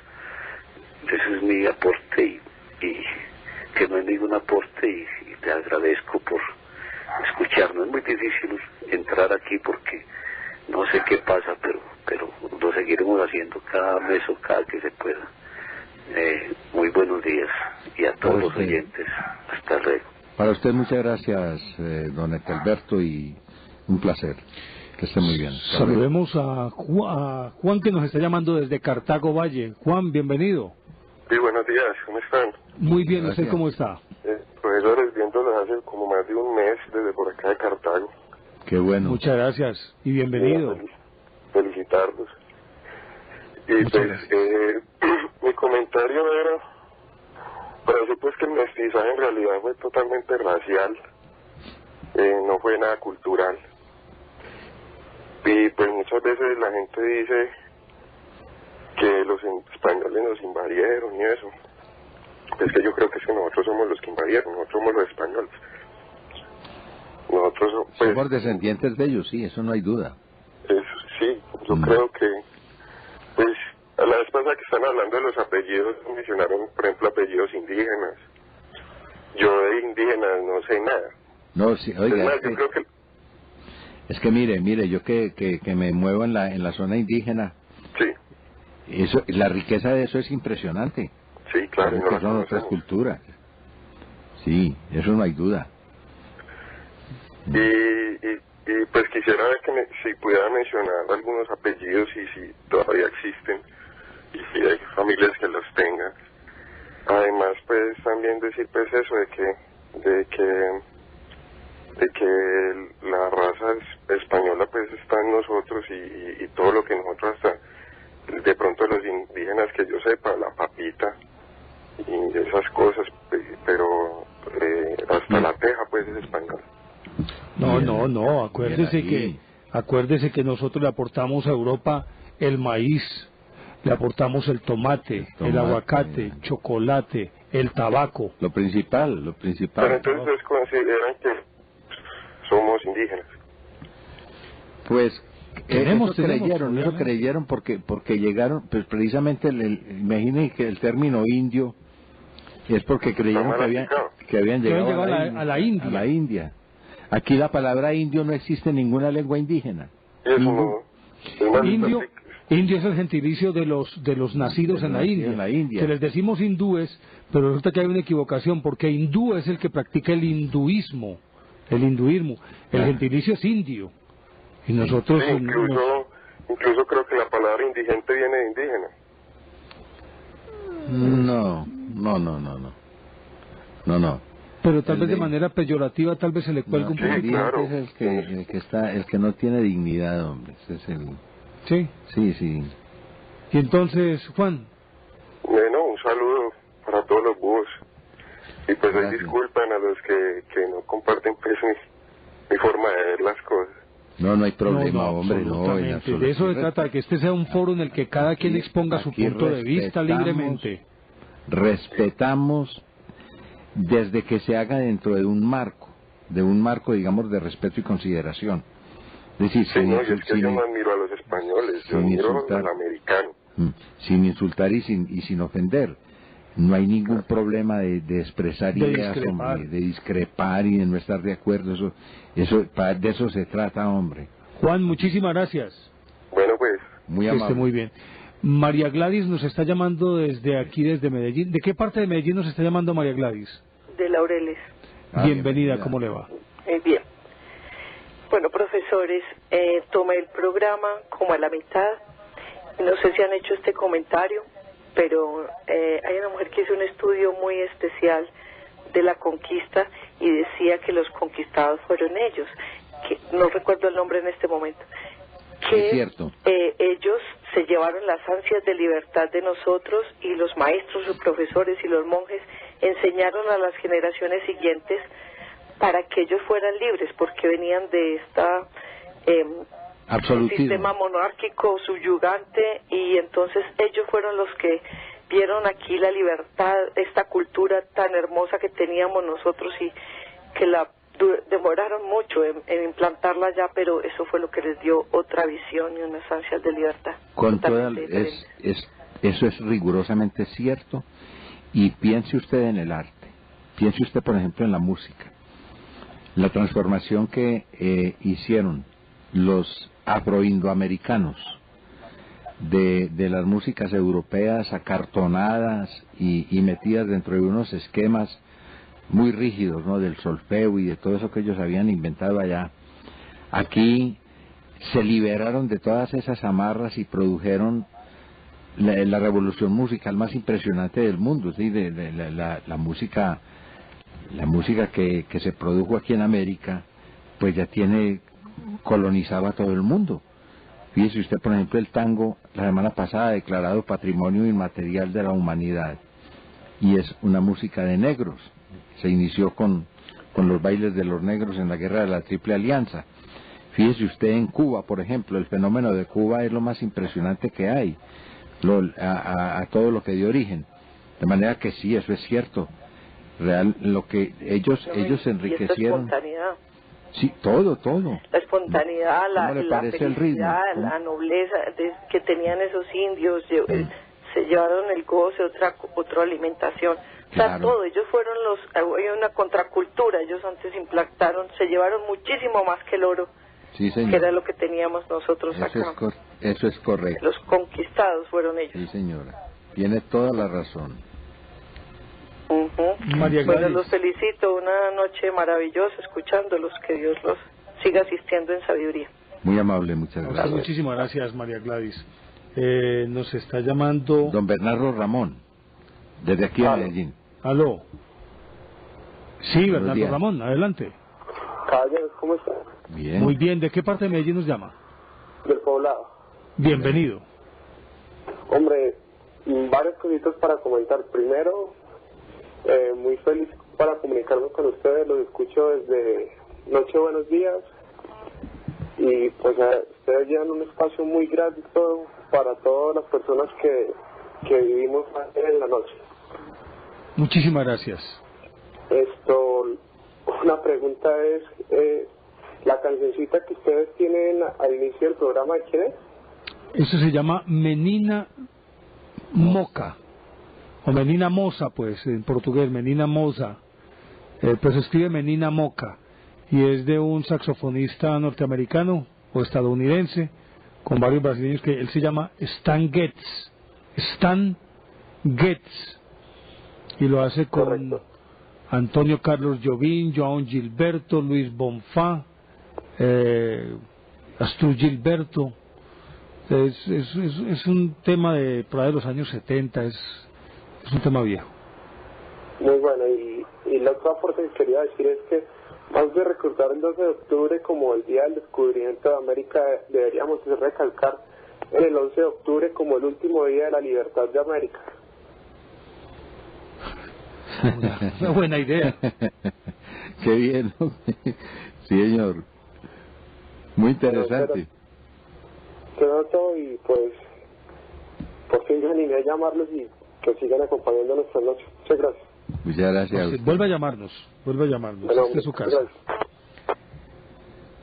Desde Bogotá nos llama Guillermo. Don Guillermo. Bienvenido, hombre, don Guillermo. Buenos días, ¿cómo están? Un placer. Muy bien, bienvenido. Muchas gracias, muy gentiles. A ver, no me hago todavía la cuestión del volumen porque de esto porque pienso, no sé si me están oyendo o no, pero bueno. Tranquilo que sí. Gracias. A ver, indudablemente que en esta ocasión de la festividad del descubrimiento de América, pues hay que reconocer que los españoles nos dejaron el idioma, el verso, la poesía, una serie de aspectos muy positivos tal vez, pero a lo que voy yo es que tal vez siendo realistas, hoy en día se vive una recolonización de América Latina y especialmente de Colombia. Sí, señor. Es decir, ahora ya no damos azagallas, ahora entregamos las empresas. Les doy un ejemplo. Gas natural es de españoles, Codensa es de españoles, pero Codensa es de Engesa, y Engesa tiene que ver en Europa con el consorcio Entre Canales. Entre Canales tiene que ver con el Guavio. Entre Canales fue la empresa que sobornó a Fabio Puyo Vasco. España no lo extraditó porque está muy agradecida con él, porque es que pues hombre, ganó mucha plata las empresas españolas. Telefónica de España, una verdadera ganga cuando dimos Telecom. Hago un paréntesis, en el común de la gente existe la idea de que Telecom se debía acabar porque el sindicato la acababa. Eso es parcialmente cierto. Eso es parcialmente cierto. Pero el ministro de Comunicaciones de la época, William Jaramillo, hizo unos contratos de joint venture, de riesgo compartido. Y desafortunadamente, no sé, el país salió perdiendo con 3 empresas, Itochi, la Siemens y la Alcatel. Las demandas de las 3 empresas, que eran demandas ganables por las empresas, quebraban a Telecom.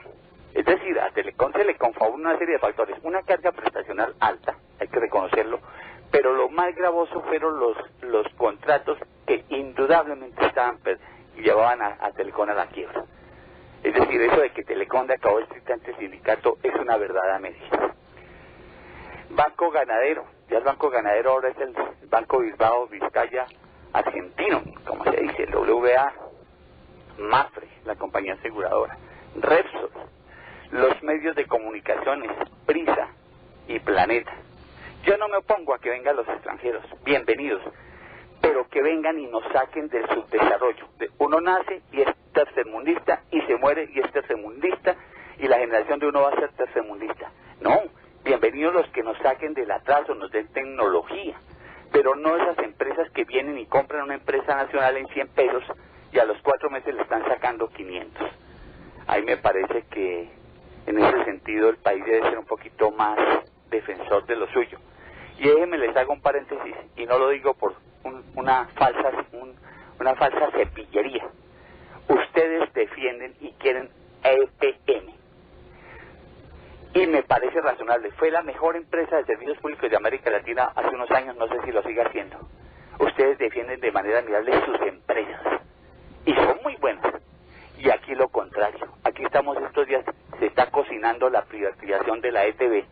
Una empresa muy rentable. Yo me hago una pregunta y ya con esto termino. Si las empresas son tan malas, ¿es que los compradores son muy torpes? ¿Por qué compran negocios tan malos? Y las compran y meses después son súper prósperas. Y resulta que las firmas españolas, por ejemplo, el presidente del Banco Ganadero, del Banco Bilbao Vizcaya, en España, hay que reconocerle la franqueza con la que habla. Está feliz porque en América Latina su sucursal en Colombia es de las más rentables. Y Telefónica lo mismo. Hasta ahí llego, les agradezco la oportunidad y les deseo un feliz día, muy amables. Oiga, su lengua es un bisturí, don Guillermo. Afiladito. ¿Por qué no me la presta un ratico, hombre? Afiladito y tiene mucha razón. Lo que decía mi abuelo, los colombianos hacemos fila para que nos operen. Emasculen que llaman. Sí, emasculen, sí. Don Armando, gracias don Guillermo, muy amable. Hasta luego. Don Guillermo Junca nos está llamando desde Chía. Don Guillermo, don Armando Junca. El entrañable amigo Armando Junca, bienvenido. Tan querido, me alegra mucho verlo, es verdad. Qué maravilla. Le cuento que acabo de llegar, en este momento a la 1 de la mañana llegué de Garzón Huila. Había un encuentro de organizaciones que cuidan los páramos y páramos y zonas de reserva. Me emocionó mucho de que cuando fui a exponer mi tema, el agua, el cuento y todo lo que tiene que ver con ecología, invitado por el Cabildo Verde de Garzón, que cumplió 30 años esta organización, inclusive se habló mucho de la represa del Quimbo, que va a reemplazar la de Betania y que parece que se la van a dar por contrato a los españoles. Bueno, en toda parte están los españoles, pero ya que... me emocionó mucho, maestro, y les comparto de que cuando yo apareció mi nombre allá como expositor ahí, hombre, me acuerdo un señor entre ellos, Mariano Alto, ahí un señor, dijo, usted es el famoso Armando de Noche Buenos Días, el programa todo, y me abrazaba mucha gente porque me reconocieron el nombre por participar en Noche Buenos Días, y me emocionó mucho, ¿verdad?, que me identificaran no por lo ecologista, sino por haber participado algunas veces en Noche Buenos Días. Me decía él, ya llegó con la luz allá a la Peña Huayca. Dije, ya llegué y estoy armando un búho bien grande en varilla para que quede iluminado y se vea la silueta del búho. Yo pienso que no me demoro más de aquí a la noche de las brujas del 31 en que inauguré yo mi luz en la Peña Huayca. Hablando de razas, bueno, profesores, no les quiero quitar tiempo a otra persona, pero sí me emociona verlos. Si llegué a la una y después de un trancón impresionante Dios mío, yo calculaba que veníamos con Claudio Alfonso Coy, el alcalde de Santa Sofía, Boyacá, que también es otro ecologista, entonces un trancón impresionante por los lados de Castilla y le cuento que gastamos como 3-4 horas en el trancón, estrellada, cosas, se sufre mucho por esa vía. Y hablando de razas, precisamente paramos en un sitio llamado Castilla, o sea, a ver, para los de Antioquia, Girardot, Espinal, Saldaña, Natagaima, Castilla, y había una manifestación fuertemente en la carretera indígena. Me hizo reír el conductor cuando decía, mire, don Armando, las caras son todavía indígenas, son los que hacen las cazuelas de barro negro y todo. Inclusive me traje un sombrero que hacen, yo no sé por qué diablos, pero es mexicano, que tiene la copa grandotota y muy bien tejido, y producto muy barato. Y entonces me decía, me hace reír, mire cómo se ven de caras tan igualiticas son, indígenas que no han tenido ningún cruce, que todos utilizan la misma cédula, porque pues, se parece. Entonces me hizo reír el conductor que venía en el carro, me hizo reír con el cuento, y es que es la verdad, la misma cara, todos, impresionante. Digo, yo les compraba en una época cuando manejaba camión limones y me tocaba marcarlos, a usted le compré, a usted le pagó, a usted le pagué y les marcaba aquí, es que en la frente, no, me pareció, no sé si fue chiste, pero digo, me tocaba marcarlos. Eso es como el que compra. Entonces recordé mucho tiempo que los campesinos cuando compran ovejas en Zipaquirá llevan un spray rojo y las van marcando y se van parrandeando la lana porque las van marcando, y me hizo reír, ¿verdad? La gente es cuando van a un burdel, ¿no yo? Oigan, Juan Manuel, me emociona tanto verlos a ustedes. Créanme que a veces me coge el sueño, pero ahorita llegué y a pesar de mi viaje, llegué corriendo y prendí y me emociona mucho, y como lo siente mucha gente a ustedes, terrible. Aquí en Garzón la gente me preguntaba más que de ecología, de ustedes, que la vida, que de esto, que el encuentro en San Gil, que todo. Me estoy pasando los 3 minutos, le pido disculpas, pero me lo merezco por todo lo que los quiero y porque además yo no molesto tanto por el teléfono. Pero entonces, hoy es el Día de la Raza, hay raza todavía muy pura, y es esta de Castilla, de Saldaña. No sé qué diablos pedían, me imagino, pero sí fue rápido con el cansancio, pero ponerle atención a esto. Y la gente increíble, sus caritas muy parecidas, y el chiste del conductor. Maestros, ya les prometo lo del búho iluminado, les mandaré una foto, lo recuerdo, y en nombre de tanta gente que me les pregunta, que quizás no tienen Teleantioquia o lo que sea, un abrazo de toda la gente de Cundinamarca, de Tucancipaga, Chancipane, Mocón, Sopoto, Zipaquirá. Los queremos mucho y me alegra haber compartido y que me haya entrado la llamada. Y un saludo a todos mis amigos de hoy, el búho. Muy amables, me alegra verlos, ¿verdad? Don Armando, muchísimas gracias y esperamos tener la feliz oportunidad de ir a acompañarlo al Cerro de Guayca. Gracias, muy formal. Vamos a ver. Sí, la montaña de las luces, recuerden. La montaña de las luces, la de noche, buenos días. Las puertas astrales, sí, exactamente, sí. Bueno, señor, muchas gracias. Gracias a ustedes. Hasta luego. Nos llama Alejandra Palacio desde aquí de Medellín. ¿De qué parte, Alejandra? Sevilla. De Sevilla. Bienvenida, Alejandra. Bueno, muchas gracias, don Néstor Armando, don Juan Manuel. Muy buenas noches. Pues los felicito por su persistencia con el programa. No, yo quería preguntarles algo, pues, ¿qué pensaban ustedes sobre el descubrimiento, pues, de Dio Colón? Pero si él no hubiera venido, pues, de todas maneras se hubiera tenido que dar. Y lo que decía don Juan Manuel también, un punto me parece muy importante, lo mejor que se pudo haber dado, creo yo, en el descubrimiento fue el mestizaje. No sé si me hago entender con la pregunta. Correcto, sí. Era un hecho irreversible, más tarde, más temprano tenía que ocurrir. Sí. Pero la pregunta aquí, y de pronto es un poquito de especulación también, obviamente, ¿qué habría pasado si de América se hubiera ido una armada a Europa y hubiera descubierto Europa? Si nosotros hubiéramos descubierto supuestamente a los europeos y hubiéramos entrado allá con una fuerza bien poderosa, ¿qué habría ocurrido? Porque además había organización social, había imperio, había guerreros, es decir, había con qué. Había todo, había riqueza, había recursos, teníamos todo. ¿Qué habría pasado? Era un hecho irreversible, más tarde, más temprano tenía que darse. Entonces sería un punto, decir que la globalización era un punto irreversible y ya... Claro.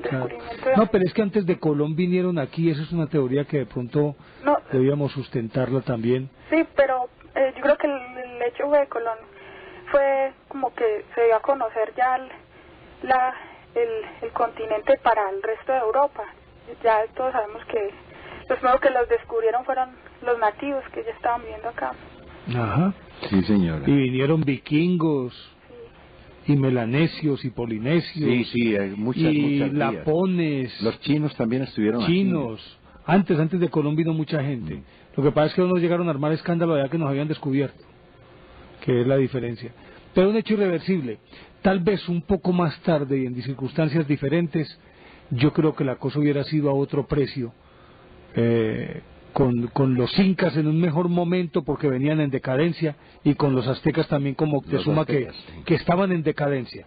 Sí. Pero en un momento fulgurante de esos dos imperios, la cosa habría sido a otro precio, Alexandra. Alejandra. Don Néstor Armando y Juan Manuel, muchas gracias por su persistencia aquí con el búho. Noche, buenos días. Muy amable. Noche, buenos días y bienvenida, Alejandra. Muchas gracias. Saludos. Bueno, a ver, ¿cómo estamos de tiempo? Tenemos tiempo para una llamada más. Sí, ¿Tenemos correos? Sí, claro, muchos. A ver, cuente pues a ver. Hombre, don Francisco Agudelo nos dice, hace mucho tiempo escucho el programa Noche Buenos Días y todos los domingos Enigmas del Mundo. Abruptamente desapareció del aire. Afortunadamente encuentro ahora el programa de Teleantioquia. Y Super Enigmas, que es los sábados a las 9 de la noche en Radio Super.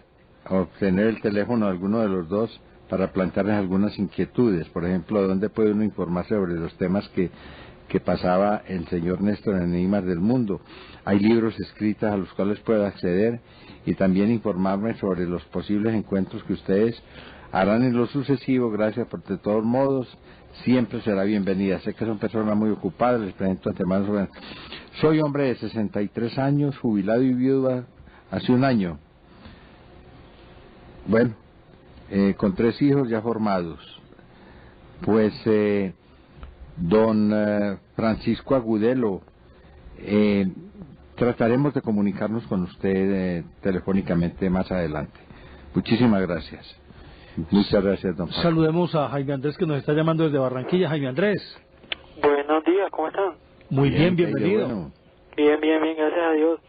No, mira, este programa ya lo estoy viendo, lo empecé a ver antes de que se terminara por radio. La verdad que se me hace muy, muy bueno.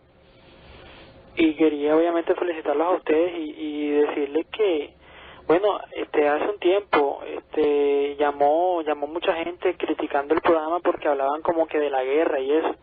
Pues bueno, precisamente para eso llamo yo, no para criticar, sino para decirles que sigan hablando de eso. La verdad que son temas bastante importantes en toda la historia del hombre. La guerra fue es algo, digamos, trascendental, algo que nos ha marcado a todos. Lo que pasa es que una cosa es guerra y otra cosa es hablar de delincuencia, qué sé yo, gente que tiene su negocio, digamos que ve la guerra como un negocio, pero a la hora de la hora, pues la historia sin guerra, pues desgraciadamente es así, no puede ser historia. Entonces solamente quería pues decirles eso a ustedes, y no, pues eso no significa que uno esté de acuerdo con la política guerrerista de Uribe, por ejemplo, no, es un buen tema. Muchas gracias. Feliz día. Bueno, muy amable. Muchísimas gracias y bienvenido siempre, Jaime Andrés. Vamos a mencionar aquí personas, que José Raúl Ospina Gómez, que ya mencionamos a Francisco Agudelo Paco, Ricardo Baena, muchísimas gracias, ¿no? Nos mandó unos datos sobre corsarios. Joaquín Alfonso Naranjo Vázquez, muchas gracias. Sí, señor. Vamos a... Las diferencias entre pirata, corsario y filibusterio, eso se lo damos mañana si quiere don Ricardo Baena, ya que el tiempo nos agarró. Bueno, entonces, Juan, podemos sacar conclusiones. Hombre, la conclusión mía coincide con la de muchos oyentes y especialmente la de don Guillermo, que nos llamó desde Bogotá, hombre, ¿no? Un oyente muy fiel y además muy, muy agudo. La verdad es que no hemos dejado de ser dependientes. Todavía el eurocentrismo o el iberocentrismo nos está ocupando todos los espacios. Y estamos soportando una verdadera reconquista. Sí, señor. Y están pues actuando exactamente como lo hicieron cuando llegaron, o sea, no se nota ningún progreso, o sea, ahora no vienen en carabelas, no, ni vienen con espadas, ni vainas de esas, no, ni cascos, pero vienen con otras cosas peores. Esa es la cosa, ¿no? Grave la cuestión, ¿no? Y me parece que si no nos identificamos y nos unimos, nos van a colgar por separado, nos van a causar el mayor daño. Entonces, hombre, busquemos nuestra identidad. Sabemos que descendemos de españoles, pero unos españoles que se vinieron para acá y ya pues no volvieron o alguna cosa, y todavía quedaron otros por allá en España que siguen viniendo. No soy xenófobo, no soy chauvinista, sino que simplemente creo que tenemos derecho a hacer respetar nuestros recursos naturales y nuestros recursos culturales, y sobre todo nuestras formas de vida que son muy propias.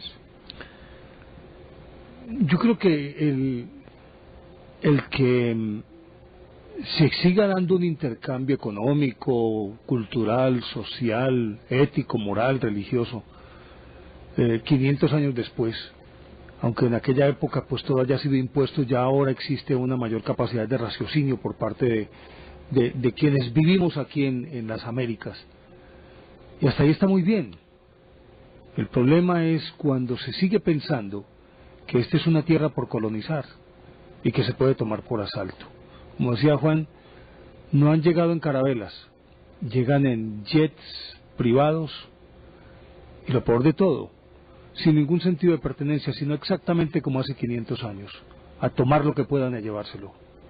Es decir, a hacer el mayor capital, la mayor cantidad de dinero posible y llevárselo, lo que llaman los... Yo lo entiendo así, lo que llaman los famosos capitales golondrina, que vuelan, apenas agarran la plata, salen y se van. Lo que le escuchamos decir a un presidente de una compañía en la que trabajamos juntos, ¿no?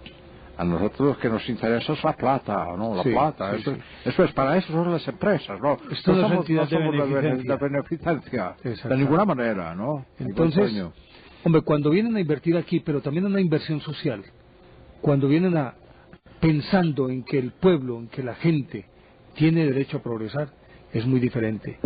Pero siguen viniendo al saqueo, al voleo y al violeo. Es decir, a saco. Y al jaleo. A llevarse lo que queda.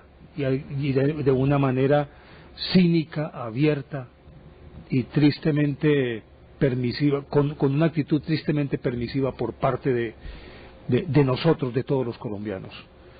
Pero esa reconquista está aquí. Bueno, estamos viviendo. Y al rodeo también. Lo importante sería que realmente hubiera una inversión económica, listo, que puedan ganar dinero, claro que sí, pero ojalá que también hubiera una inversión social y que no siguieran tratando de engatusarnos con avalorios, con bisutería, sino que dejaran algún rastro positivo y que le ayudaran a este pueblo a salir de la encrucijada en que se encuentra. Llegamos al final de nuestro programa. A ustedes muchísimas gracias por el acompañamiento, por la compañía, por los aportes. A Carlos Mario Ramírez, nuestro ingeniero, que hoy nos acompañó, muchísimas gracias. Y no se vayan, porque aquí continúa la excelente programación de Teleantioquia. Y por todo esto es por lo que Teleantioquia es el canal más visto, el canal público más visto en Colombia en los últimos meses. Por ahora, muchísimas gracias. Y sigan disfrutando de esta que es verdadera pasión por lo nuestro. Buenos días y bienvenidos a esta